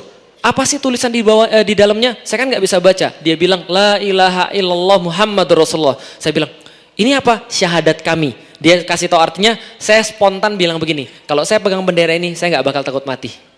Sebelum masuk Islam. Paham Ibu sekalian? Nah setelah masuk Islam, kemudian kita pengen sampaikan, ini bendera Rasulullah. Jangan kemudian mau untuk kemudian di misleading bahwa ini bukan bendera Rasulullah, ini bendera partai, ini bendera HTI, ini bendera ISIS dan sebagainya. Yang bilang begitu, itu berarti muridnya abu-abu. Paham Ibu sekalian? Nah, oke contoh. Suatu waktu baru kemarin saya ditanya, Ustadz, bagaimana kalau seandainya apa yang kita rencanakan setelah kita menanggung derita, setelah kita menanggung tekanan, setelah kita menanggung cobaan. Ustadz kan tadi bilang ayat-ayat ini turun sebelum kemenangan di Madinah, sebelum hijrah ke Madinah. Gimana kalau kita tetap kalah juga dalam perjuangan kita, dalam kemudian apa yang kita inginkan, dalam dakwah kita atau segala macam deh. Ternyata setelah ujian-ujian ini ada ujian yang lain lagi. Saya bilang sama dia, itu berarti Allah pengen kita menang dengan style. Paham sekalian? Allah pengen kita menang dengan keren. Maksudnya apa? Nih lihat ya, yang penting Ibrahim meninggalkan istri dan anaknya di lembah Mekah. Siapa yang suruh? Siapa yang suruh? Allah. Dia yakin banget nih perintah Allah. Setelah dia yakin, dia anterin anak istrinya. Enggak ngomong itu sama anak istrinya. Karena kalau dia ngomong, belum tentu istrinya mau. Sampai di lembah Makkah, sudah jauh banget daripada rumahnya, dia tiba-tiba pergi. Istrinya bilang, bang mau kemana bang? Kalau zaman sekarang. Dia tetap pergi, bang mau kemana bang? Nggak dijawab juga. Pertanyaannya kalau 2 kali nggak dijawab, ganti kan ya? Kalau masih nanya itu juga berarti bisa jadi suaminya marah. Sering nggak begitu di rumah? Mau kemana mas? Mau kemana mas? Mau nanya terus gitu. Sudah 2 kali ditanya nggak jawab, ganti pertanyaan. Gantinya gini, apakah ini perintah Allah bang? Ibrahim balik berkata, iya ini perintah Allah. Saya harus meninggalkan engkau di sini, ini perintah Allah. Ketika sudah mendengar perintah Allah, apa kata istrinya? Kalau ini perintah Allah, pergilah bang, nggak apa-apa. Saya yang jaga Allah dan Allah tidak mungkin menelantarkan saya. Yang penting, apa yang Allah perbuat pada dia? Allah kemudian anaknya dijamin dengan air zam-zam, dijadikan pusat peradaban, meninggikan Ka'bah, membangun kemudian visi mulia untuk kemudian mengislamkan seluruh penduduk dunia. Luar biasa. Yang penting yakin. Kisah siapa lagi? Lihat. Maryam. Maryam itu hamil tanpa bapak. Anda bisa bayangkan nggak ada orang hamil tanpa bapak? Tanpa suami. Anda bisa bayangkan nggak? Punya anak nggak ada bapaknya, bisa dibayangin. Zaman sekarang aib atau enggak? Tiba-tiba ada anak perempuan keluar hamil, kira-kira gimana? Sedangkan dia belum pernah menikah, aib banget. Apalagi zaman dulu.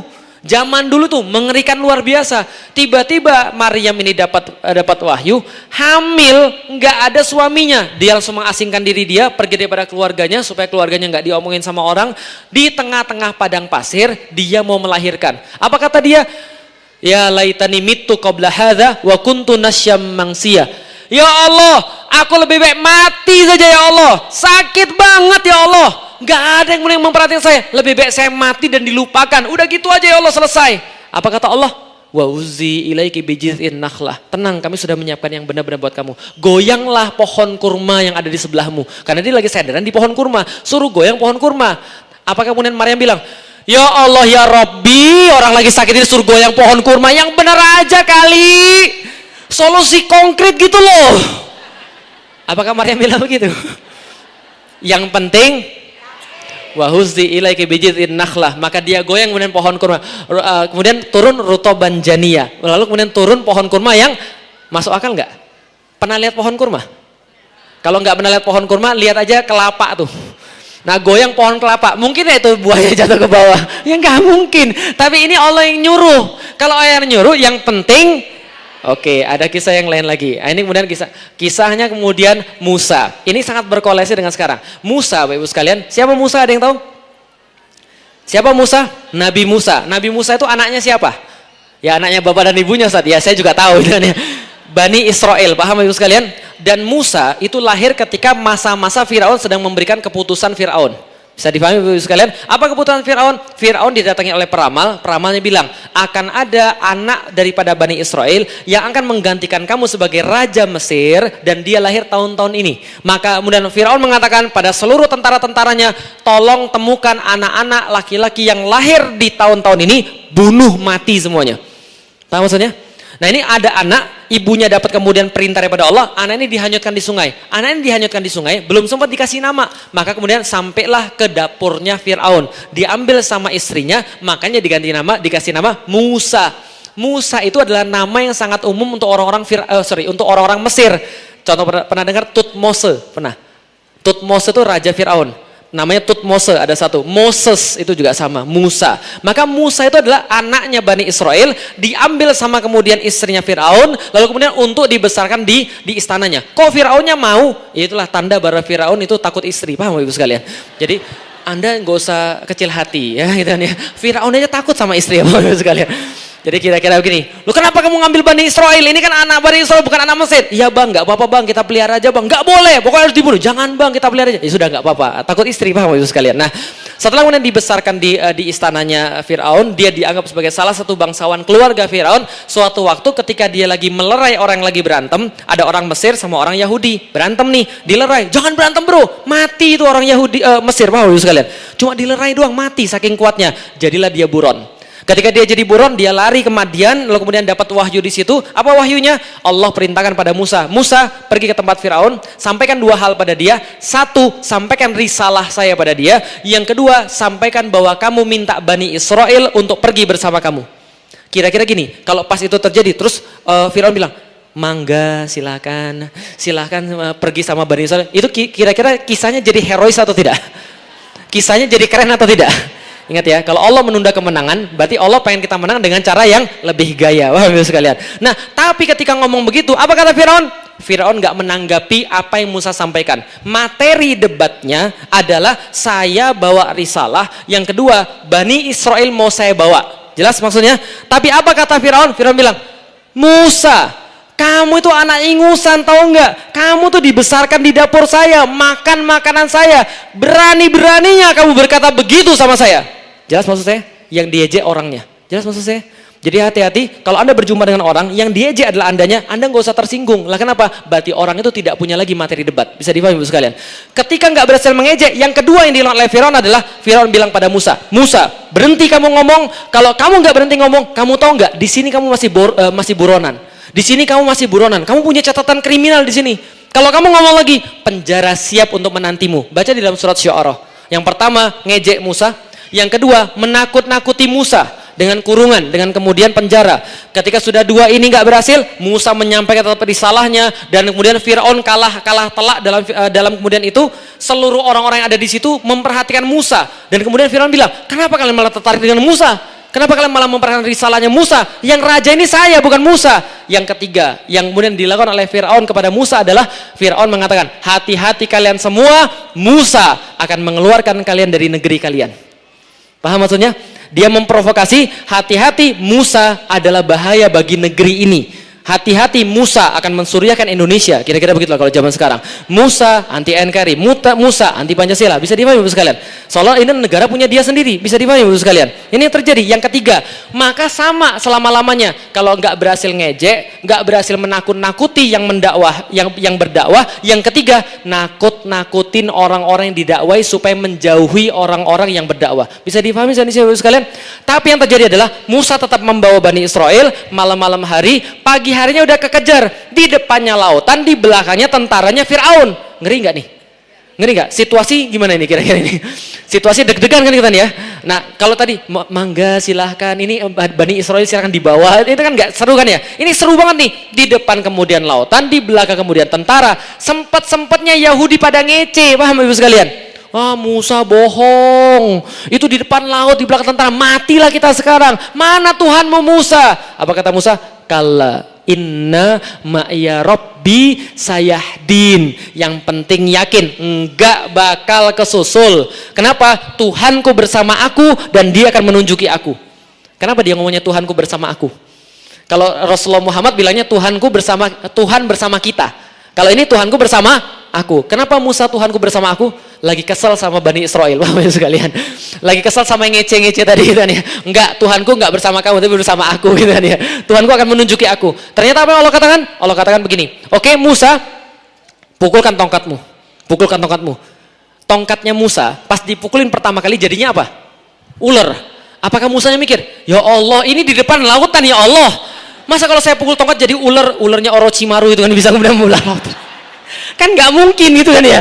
Dia mungkin begini, ini apalagi nih gitu kan ya. Padahal dia kan sudah tahu tadi kan berubah jadi ular. Lah kalau pas diketokin lagi berubah jadi ular lagi. Kan ular nggak bermanfaat sekarang. Tapi Musa itu yang penting, Musa nggak nanya gitu, ibu sekalian. Dia kan, ya Allah kalau ketok lagi ini jadi apa ya Allah? Nggak nanya gitu. Apa jadi tolaut ya Allah? Nggak nanya gitu, ibu sekalian.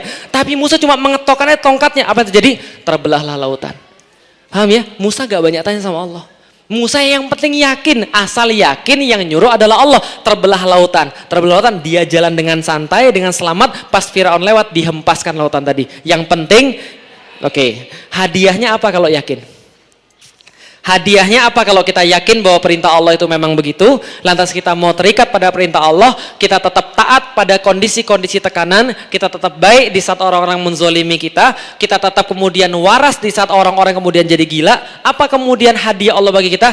Ma asaba mim musibah, tidaklah kemudian Allah turunkan kepada seseorang musibah termasuk fatana tadi illa biiznillah, kecuali Allah sudah izinkan dia untuk menimpa Anda supaya Anda jadi murni lagi, supaya Anda jadi 100%, supaya Anda jadi lebih kuat, supaya Anda jadi lebih sabar, supaya Anda jadi lebih bisa menghargai orang lain, supaya Anda tahu bahwa disakiti itu nggak enak, maka Anda tidak mau menyakiti orang lain. Ini kemudian Allah katakan, kemudian apa yang terjadi? Wa may yu'min billah, dan siapa yang tetap yakin, tetap beriman pada Allah setelah ujian-ujian itu, Allah kata yahdi qalbah, Allah tuntun hatinya, dan gak ada pemberian Allah yang lebih indah daripada Allah tuntun hati seseorang. Saya dipahami sekalian, kita nggak bisa ngendalin hati kita, betul? Hari ini kita senang kita sholat, siapa yang tahu besok kita masih senang kita sholat? Hari ini kita bisa tahan terhadap ujian. Siapa tahu besok kita sama-sama bisa tahan terhadap ujian. Hari ini kita masih beriman pada Allah. Siapa tahu besok kita bisa beriman pada Allah. Sedangkan para nabi aja nggak bisa menjamin keimanan. Tapi orang-orang yang setelah dikasih musibah, yang tadi udah saya ceritain semuanya, tapi mereka masih beriman pada Allah, yahdi qalbah. Dan siapa yang sudah ditunjuki Allah hatinya, nggak akan merasa sedih, nggak akan merasa takut, nggak akan merasa hasad, nggak akan merasa iri dengki. Hidupnya lempeng, enak, santai, ringan, tanpa ada kemudian problematika yang berarti. Lihat ya, Rasulullah Shallallahu Alaihi Wasallam dan para nabi hidupnya susah, tapi hatinya ditunjuki Allah. Ada orang-orang yang hidupnya enak, tapi hatinya nggak ditunjuki Allah. Ada nggak? Banyak nggak model begini? Bapak Ibu sekalian, kalau kaya otomatis tenang, orang kaya nggak akan bakal bunuh diri. Kalau orang pinter otomatis tenang, nggak bakal orang pinter bunuh diri.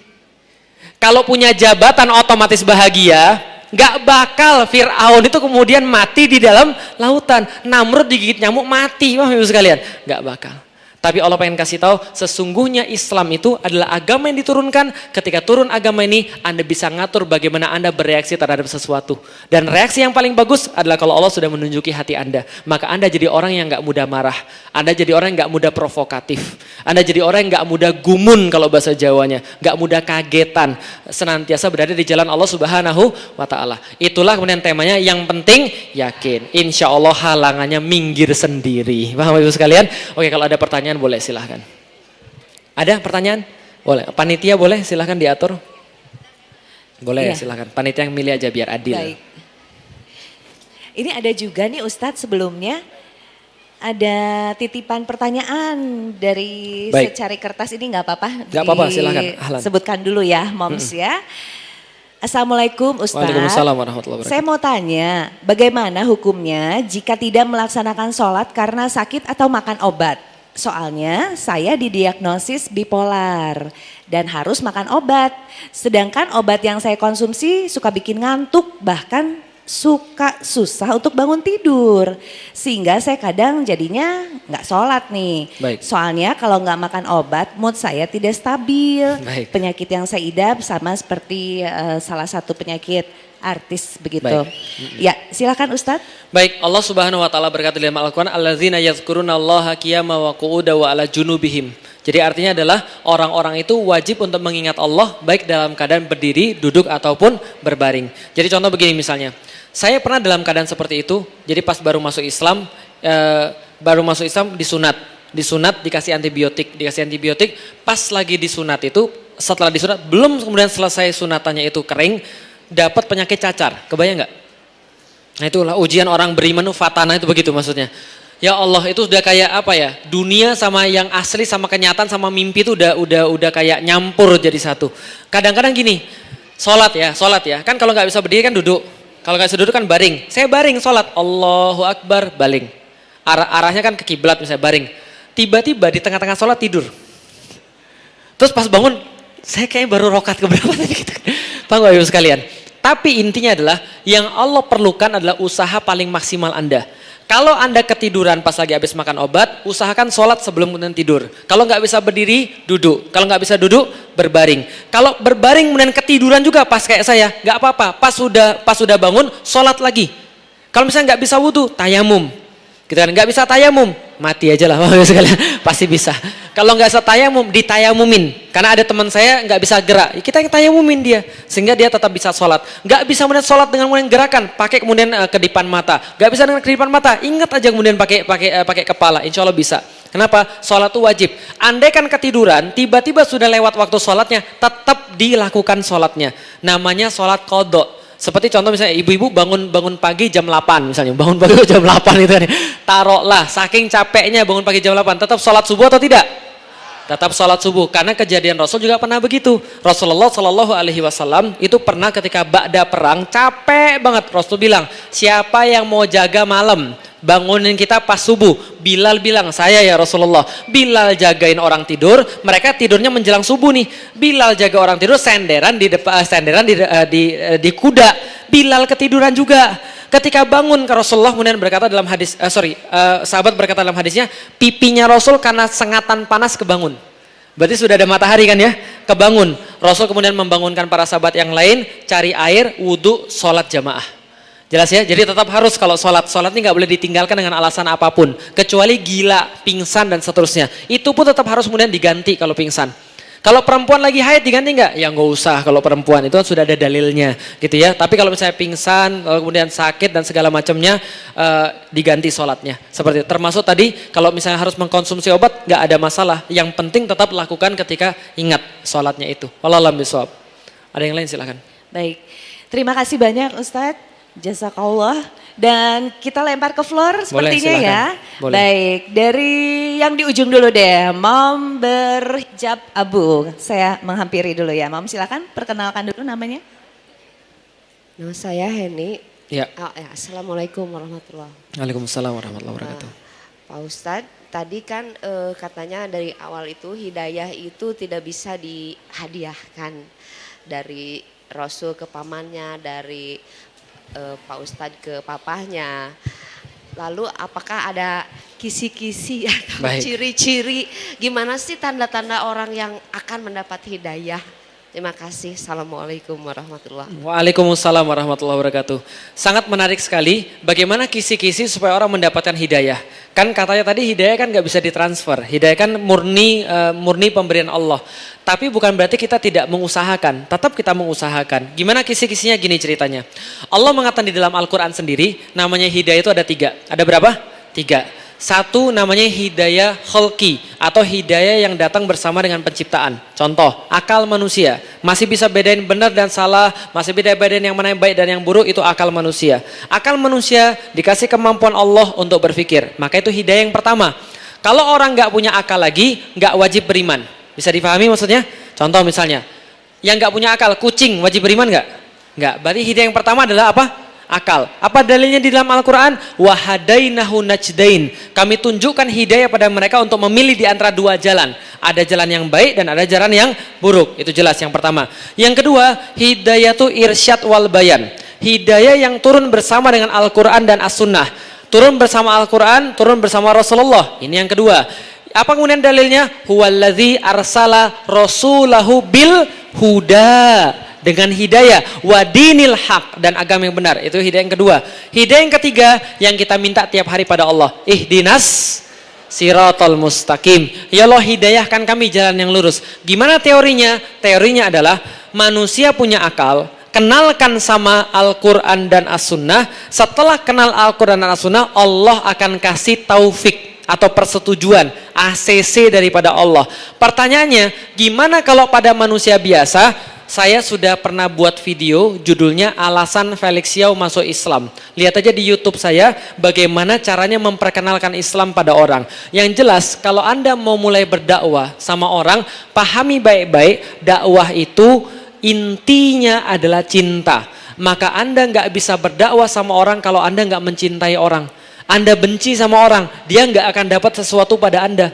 Kalau Anda mencintai seseorang, baru dia bisa merasa. Karena Bapak Ibu sekalian, orang punya hati, orang punya akal. Nasihat, kalau Anda nggak punya hati, ngasih pada orang dengan akal, orang nggak bakal dengar. Lihat, bukan Fir'aun. Ibrahim dakwah sama Namrud. Yang menang debat siapa? Yang menang debat Namrud atau Ibrahim? Yang menang debat Namrud atau Ibrahim? Ibrahim yang menang debat. Ibrahim bilang, ini patung yang paling besar. Kalau misalnya Anda mau tahu siapa pelakunya, tanya sama patungnya. Dia yang pegang kapak, dia yang paling besar, yang lain hancur, dia saksi matanya. Tanya sama dia. Lalu kemudian orang-orang bilang, Ibrahim mana mungkin patung bisa ngomong. Bodoh sekali kamu, nyuruh kami tanya sama patung. Kenapa kami nanya sama patung yang gak bisa ngomong? Lantas kemudian Ibrahim bilang, kalau patung gak bisa ngomong Anda sembah, gitu kan ya, Anda lebih bodoh lagi, paham ya sekalian. Maka dia menang debat, tapi kalah. Dalam sesungguhnya kenapa? Namrud malah bakar dia. Kenapa? Karena menangnya logika. Tapi lihat apa yang Rasulullah Shallallahu Alaihi Wasallam lakukan. Nasihat itu dari sini, dari hati. Kalau kita mencintai seseorang, maka ngomongan kita akan baik. Nasihat itu ada caranya. Contoh, batu permata, Anda kasih colokkan ke mata orang, marah nggak orangnya? Padahal yang Anda kasih apa? Batu permata. Dia marah. Kenapa dia marah? Cara ngasihnya nggak benar.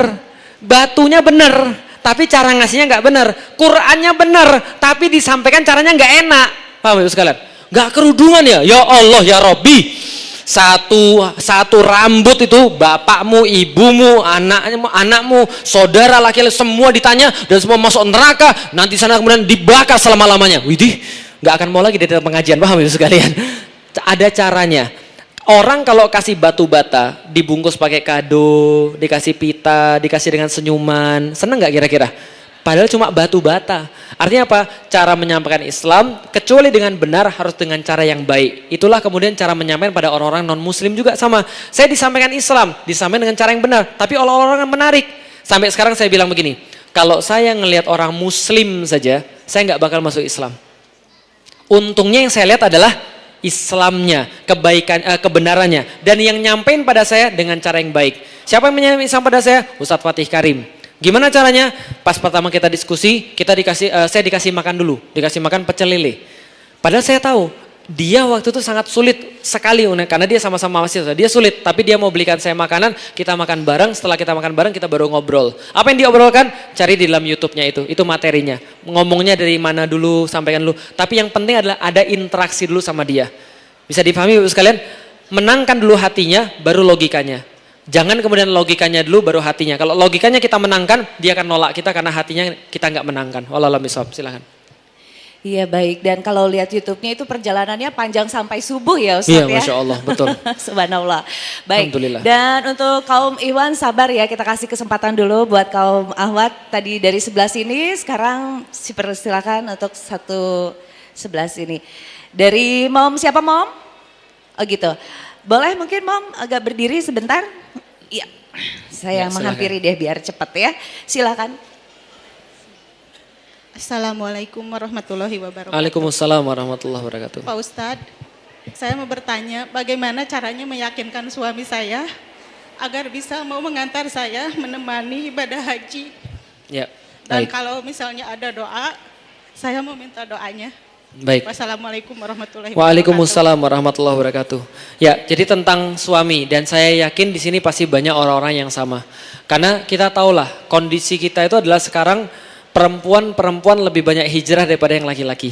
Sehingga kondisi di rumah itu senantiasa begitu. Kita menemukan kadang-kadang dalam rumah itu orang-orang yang tidak sevisi dan akhirnya kita menemukan banyak sekali hambatan-hambatan. Saya pergi ke Amerika tahun 2013, saya menemukan banyak sekali pernikahan mixed marriage, yang awalnya cowoknya bukan muslim, bule nikah sama seorang muslimah. Yang muslimah itu juga nggak mau tahu tentang Islam awalnya, makanya dia mau nikah sama seorang yang nggak ngerti Islam juga. Tapi setelah punya anak, lalu kemudian dia pengen anaknya jadi baik, bagaimanapun nggak ada penjahat yang pengen anaknya jadi penjahat. Dia pengen anaknya baik, pengen anaknya belajar Islam, lalu kemudian pertanyaan yang pertama yang dia tanyakan juga sama. Gimana caranya agar bapaknya ini mau nemenin anaknya pergi Jumatan? Karena bapaknya senantiasa bilang, udah jangan paksa agama pada anak-anak, biarkan mereka milih sendiri. Bapak ibu sekalian, yang sudah dijuruskan aja masih sering menyeleweng. Apalagi yang gak pernah dijuruskan dari awal. Dan akhirnya dia nangis kemudian bilang begini, ya Allah Ustadz, saya tuh gak pengen minta diapa-apain lagi. Gak pengen minta apa-apa, saya cuma pengen saya tuh diimamin sama suami saya. Paham ibu sekalian? Ternyata perempuan-perempuan tuh begitu, paham ya? Nah, jadi sekarang Anda senang ya, perempuan tuh cuma minta diimamin gitu kan ya. Tapi jangan mentang-mentang begitu terus Anda datang ke mertua terus bilang, yang penting kan diimamin gitu kan. Ngasih makan apa ke anak saya? Tenang Pak. Saya punya sesuatu yang lebih berharga daripada dunia dan seluruh isinya. Apa itu? 2 rakaat sebelum sholat subuh. Gitu. Itu modus paham ya sekalian itu. Gak jadi gini. Nah pertanyaan adalah gimana caranya agar kemudian dengan orang seperti ini sabar. Karena gini, dakwah itu gak punya formula. Sehebat-hebat kita dakwah, pasti lebih hebat Rasulullah dong. Ada orang-orang yang 2 menit ketemu Rasulullah langsung tobat. Ada yang baru semenit ketemu Rasulullah langsung masuk Islam. Kita ini lihat Rasulullah begitu aja belum bisa mengislamkan Abu Thalib.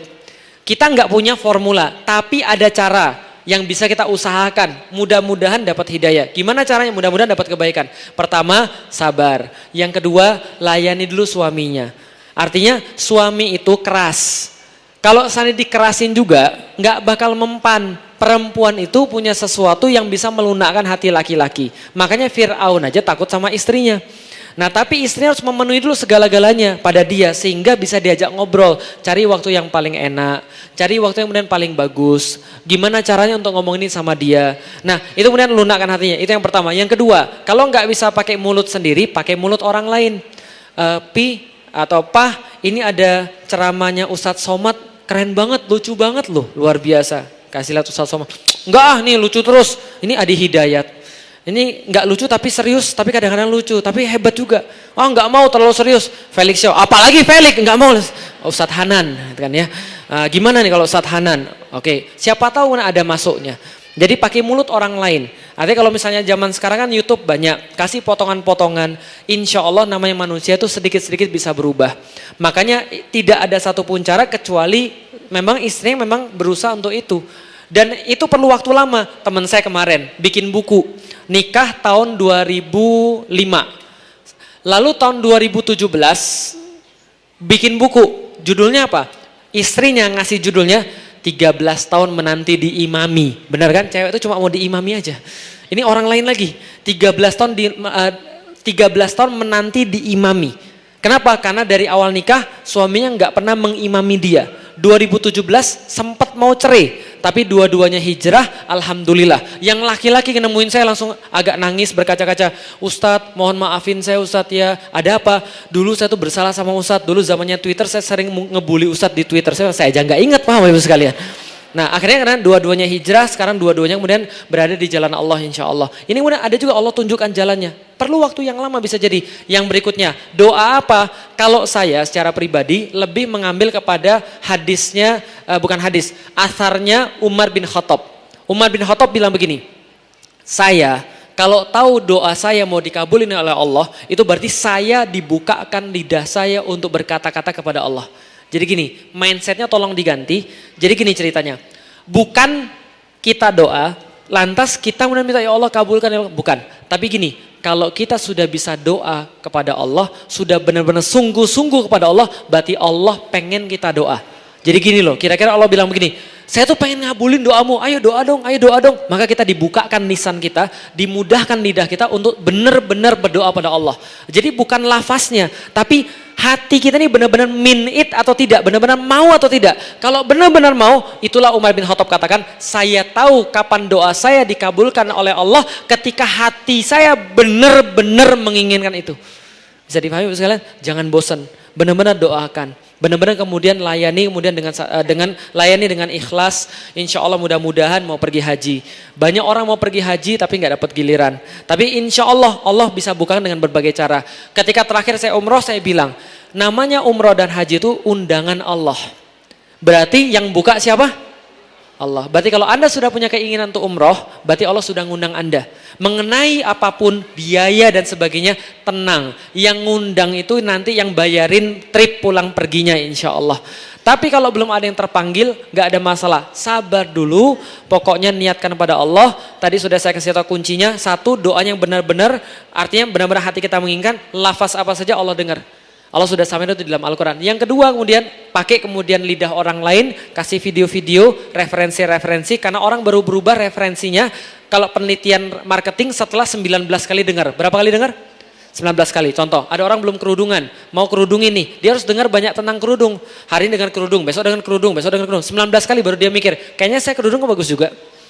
Makanya materi itu kan diulang-ulang, nggak percaya bahwa referensi itu menentukan, dan itu di bawah sadar. Contoh, saya mau nanya nggak usah dijawab, oke? Saya mau nanya nggak usah dijawab. Apapun makanannya, minumannya, nggak usah dijawab.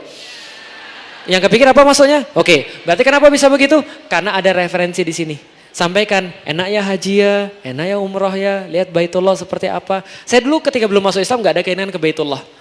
Ketika 2009 saya minta pada Allah, minta ke Baitullah, apa yang saya bayangin? Ya Allah, saya pengen nginjek tempat yang sama yang diinjak dengan Rasulullah SAW.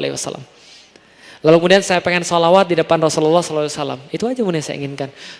Kenapa belum muncul seperti itu? Ya berarti harus ada yang dibenahi. Nah itulah dengan referensi-referensi yang bisa kita sampaikan pada suaminya. Jadi itu. Oke, silakan. Ya, baik. Dan satu kesempatan ini dari sayap kanan. Kira-kira yang mana nih Ustadz? Ahlan, siapa aja boleh. Siapa saja boleh, baik. Yang Bapak pakai peci di depan deh, yang bajunya warna terakota, silakan. Ini karena nggak sampai mic-nya mungkin Bapak boleh berdiri, ya, nggak apa-apa. Terus agak keras aja suaranya. Waalaikumsalam warahmatullahi wabarakatuh.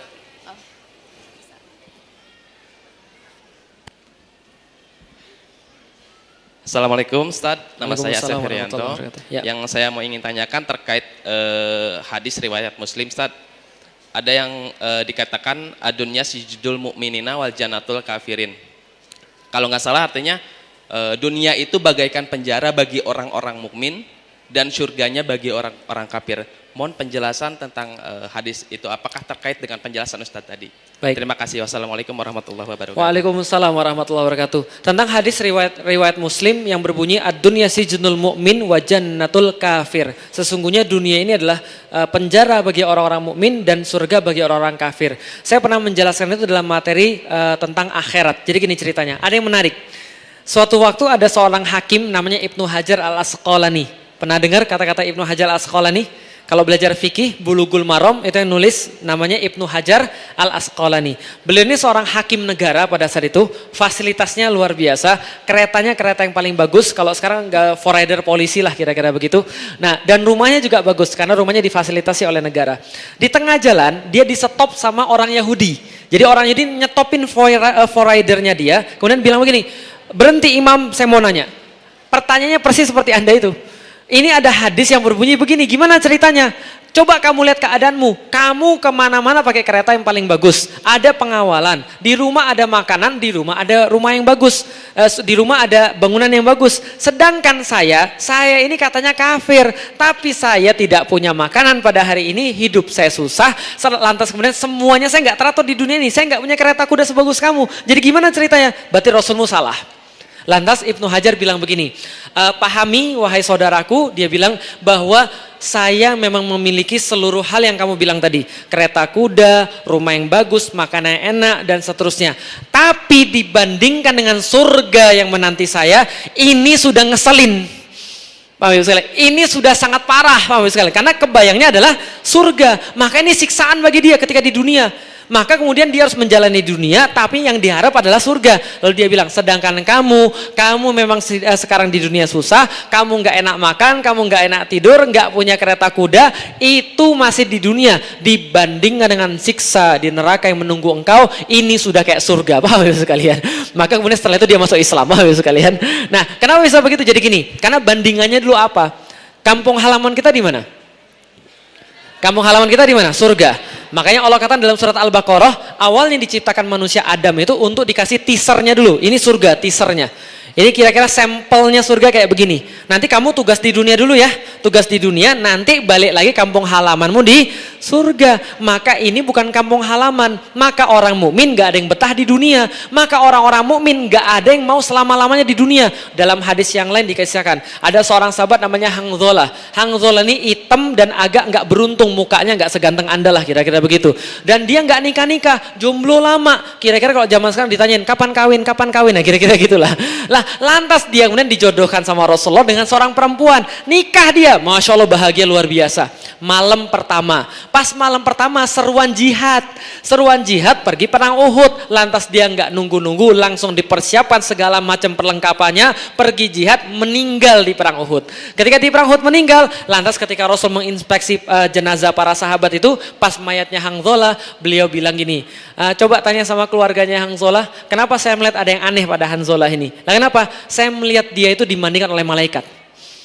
Lalu kemudian ditanyain sama istrinya, kenapa Hanzalah dimandikan malaikat? Lalu dibilang, Hanzalah itu malam pertama belum sempat mandi junub, pergi jihad, sekalian. Jadi paham gak itu selesai ya? Oke, lihat ya, itu hadis yang satu lagi. Ada hadis yang satu lagi, Rasul katakan, dunia dibandingkan akhirat itu seperti, jadi gini, kata Rasul, kenikmatan yang Allah berikan di dunia, dari manusia awal sampai manusia akhir, seluruh orang itu dibagi rata seperti tetes yang bisa antum ambil dari lautan. Paham maksudnya? Jadi pergi ke laut, masukin salah satu jari, angkat, netes airnya, netes. Yang netes itulah kenikmatan dunia untuk seluruh orang dibagi rata. Oke, kira-kira yang lautan itu apa? Yang Allah tahan di surga untuk orang mukmin seperti di lautan itu. Paham gak maksudnya? Jadi yang Anda lihat sekarang orang perebutkan itu, yang Anda lihat sekarang orang bunuh-bunuhan gara-gara itu, cuma seuprit, bahkan seuprit aja tidak. Paham maksudnya? Cuma setetes. Yang selautan itu bisa dibayangkan kayak apa? Berenang-berenang di situ bisa bayangkan. Oke, coba lihat ya. Kira-kira Hanzalah mikirnya apa? Kenapa dia tergopoh-gopoh langsung pergi jihad sampai gak sempat mandi junub? Kira-kira dia pikir apa? Yang dimikirin kira-kira gini, ya Allah ya Rob, yang setetes saja begini, gitu kan ya. Apalagi yang selautan gitu kan ya, gak sabar dia Bapak Ibu sekalian. Itulah maksudnya ad-dunya sijnul mu'min wa jannatul kafir. Dunia itu adalah surganya bagi orang-orang kafir dan penjara bagi orang mukmin. Makanya orang mukmin itu gak takut mati. Kenapa? Mati bagi mereka adalah jembatan antara mereka dan yang mereka cintai. Apa? Allah dan Rasulnya. Dan janji Allah dan Rasulnya berupa keridhaan Allah. Sedangkan orang-orang yang kafir takut mati. Kenapa? Mati adalah jurang pemisah antara mereka dan yang mereka cintai. Apa? Dunia dan seisinya. Makanya kalau Allah mengkritik orang-orang kafir di dalam Al-Quran, Allah katakan, fatamanna'ul maut in kuntum shodikin. Inginkanlah kematian kalau Anda memang orang-orang yang berani. Apa pelajarannya? Orang belum siap mati, nggak akan siap hidup. Jadi dari sekarang Anda harus merencanakan mati Anda mau kayak apa. Kalau Anda tidak pernah merencanakan mati mau kayak apa, Anda nggak pernah hidup dengan maksimal. Yakin deh. Contoh, Ustadz Fatih Karim yang mengislamkan saya itu, dia punya cara untuk merencanakan mati. Gimana caranya? Dia beli kain kafan. Dia beliin kain kafan untuk seluruh anggota keluarganya. Dipasang di lemarinya dia. Tiap kali pagi buka lemari mau ngambil baju yang dilihat kain kafan. Berarti yang kita kira dia pikirin apa? Kain kafan akan membungkus saya nanti, persiapan saya hidup di dunia apa? Lihat baik-baik, saya sudah kasih tahu kan ya. Kenapa orang banyak maksiat? Innahum kanu la yarjuna hisaba. Mereka nggak pernah ngitung. Sedangkan orang-orang ngitung setelah mati, saya pengen mati begini, saya pengen mati begini. Maka kita ngitung, kita berbuat apa dengan cara supaya bisa mati seperti itu. Maka orang nggak siap mati, nggak akan siap hidup. Maka Allah katakan di dalam Al-Quran seperti itu. Orang-orang yang mukmin nggak takut mati. Sedangkan orang-orang kafir takut. Kenapa? Karena dunia ini adalah surga bagi mereka. Sedangkan bagi kita dunia ini adalah neraka, sehingga bisa nyebrang nanti ke surga. Ada hubungan dengan yang tadi? Jelas. Karena yuftanun itu diberikan pada orang-orang yang beriman. Gitu ya. Oke, ada yang lain? Ya, Oke, baik. terakhir ya? Atau masih ada berapa? Terakhir? Terakhir Baik, sepertinya, Ustadz, terakhir. ya. Alhamdulillah. Ini dari titipan Ustadz. Baik. Mau saya bacain? Oh, banyak ya? Yang ini aja, baik. Apakah Piagam Madinah dengan Konstitusi Indonesia tentang perkataan kafir ada pertentangan? Jadi gini, ini yang lagi rame kemarin itu ya. Jadi tentang Piagam Madinah dan kemudian Konstitusi. Jadi gini ceritanya. Bapak Ibu sekalian, soalan kafir dan kemudian tentang konstitusi, pertama-tama gini. Piagam Madinah memuat ada kata kafir. Karena kafir itu berasal dari kata kafaro. Kafaro artinya tutup. Zaman dulu ketika Arab dipakai untuk petani-petani yang nugal untuk nanam benih. Tahu kan ya, ada ditugal, tanam benih terus ditutup. Setelah ditugal, dimasukin benih, pas nutup itu namanya kafaro. Kafaro artinya nutup. Bahasa Inggris jadi cover. Cover artinya cover, tutup gitu kan ya. Nah, kafir artinya orang yang nutup. Tapi petani zaman sekarang nggak lagi disebut kafir. Di zaman sebelum ada Islam, petani bahasa Arabnya kafir karena suka nutupin lobang-lobang yang dibuat untuk nanam tanaman gitu kan ya. Oke, sekarang kafir adalah istilah khusus untuk orang yang tidak beriman pada Allah karena mereka nutup hati mereka. Innalladzina kafaru min ahlil kitabi wal musyrikin. Orang kafir ada dua jenis, yaitu adalah orang-orang yang jenisnya musyrik dan orang-orang yang ahli kitab. Itu ada dua jenis. Ustadz, nanti tersinggung gimana? Insya Allah orang-orang Indonesia tuh sudah tahu, paham banget. Nggak usah dikasih fatwa, nggak usah dikasih rekomendasi. Orang Indonesia tuh sudah sangat-sangat santun banget kok. Contoh, bapak saya itu belum muslim, tapi nggak pernah saya panggil kafir. Saya woi kafir, makan yuk. Nggak pernah saya bilang gitu sekalian. Paham ya? Jadi bukan masalah itu. Kita oke-oke aja, jangan bilang orang kafir. Dari dulu juga sudah begitu, paham nggak sekalian? Kita memang dari dulu sudah santun sama orang, mikirin perasaan orang. Gak usah diajarin orang muslim tuh mikirin perasaan orang. Orang-orang Sunda, orang-orang Jawa, apalagi kita lewat aja, monggo gitu kan, silakan numpang lewat, badai ngalangkung, gitu kan ya. Nah itu ada tata keramanya. Jangankan kata-kata kafir, semua ada tata keramanya. Tapi masalahnya adalah ketika kasus kafir kemarin saya sudah bilang, yang saya soroti bukan kata-kata kafir dan non muslimnya, tapi soalan bahwa ada yang lebih tinggi daripada hukum agama. Itu yang saya sorotin. Jadi ngomongnya begini, kalau dalam warga negara Indonesia tidak boleh ada kafir. Seolah-olah Allah itu cuma ngelihat kita di masjid. Kalau di masjid boleh ada kata kafir, di negara nggak boleh ada kata kafir. Pertanyaan saya, emang Allah cuma ngelihat kita pas lagi sholat? Lah kita bernegara ini Allah juga lihat. Nah, itu tentang masalah kafir tadi, jelas ya. Berarti bukan masalah kafir dan non muslim yang saya permasalahkan. Karena saya sendiri nggak pernah manggil bapak saya kafir. Dan saya ketika masih non muslim, saya sakit hati nggak ketika disebut kafir? Sakit hati jelas. Tapi ingat, kata kafir bukan selalu dipakai untuk menyakiti orang. Karena banyak cara. Contoh, kata-kata gini, sayang, itu bisa dipakai untuk menyakiti orang nggak? Bisa nggak dipakai? Bisa. Karena gini, komunikasi itu ada 3, 5% pemilihan kata-kata, 15% intonasi, sisanya motion, sisanya cara menyampaikan. Contoh gini, apa kabar sayang? Oh itu senang, berarti dipakai sayang. Tapi kalau gini, iya sayang, itu berarti lagi ngapain? Lagi kesel, lagi mau jelasin. Tapi beda lagi kalau mau menghina orang, bisa pakai sayang nggak? Bisa. Ya kamu ini bodoh banget sayang gitu kan. Berarti ini untuk menghina orang. Berarti ada intonasi. Kata-kata kafir yang menyakiti adalah ketika diucapkan dengan intonasi nggak bagus. Woi kafir, woi kafir. Ada orang yang bilang, woi Cino, nggak enak juga. Woi Cina, nggak enak juga. Tapi kalau misalnya Felix Xiao keturunan Cina, nggak ada masalah. Bapak saya tanya, papi keberatan nggak kalau dibilang bahwa papi itu tidak beriman, makanya papi adalah termasuk golongan yang kafir? Nggak ada masalah. Karena intonasinya nggak menghina, bisa difahami Bapak sekalian. Jadi bukan itu masalahnya, tapi masalahnya adalah ketika hukum agama itu mau dijadikan di bawah hukum konstitusi. Ini menjadi masalah karena hanya orang-orang liberal yang mau berpikiran kayak begini. Hukum agama di bawah hukum konstitusi. Besok-besok nggak usah dibacain Quran pas sudah mati, dibacain konstitusi aja, paham itu sekalian. Nah, pertanyaan berikutnya, apakah kemudian Indonesia bertentangan dengan Piagam Madinah? Jadi gini Bapak sekalian. Yang namanya negara itu kalau misalnya Indonesia nggak ada yang bertentangan. Tapi masalahnya adalah kalau kita menyebut tentang apakah Indonesia itu sudah sempurna, jawabannya belum. Karena nggak ada yang sempurna. Arab Saudi aja nggak sempurna, bisa dipahami sekalian. Karena itulah kita mau memperjuangkan agar Indonesia jadi lebih dekat pada Allah. Contoh misalnya, orang bilang Felix Xiao anti Pancasila. Saya pengen ngajak ngumpul orang-orang yang bilang saya anti Pancasila, terus kita debat aja sekalian gitu kan ya. Contoh begini misalnya, Bapak Ibu tahu nggak siapa yang menelurkan Pancasila? Panitia 9. 4 di antara panitia 9 itu ulama. Dan bukti daripada Pancasila itu sangat-sangat kemudian ditentukan oleh ulama adalah adanya kata-kata password yang hanya bisa diartikan dengan bahasa Arab.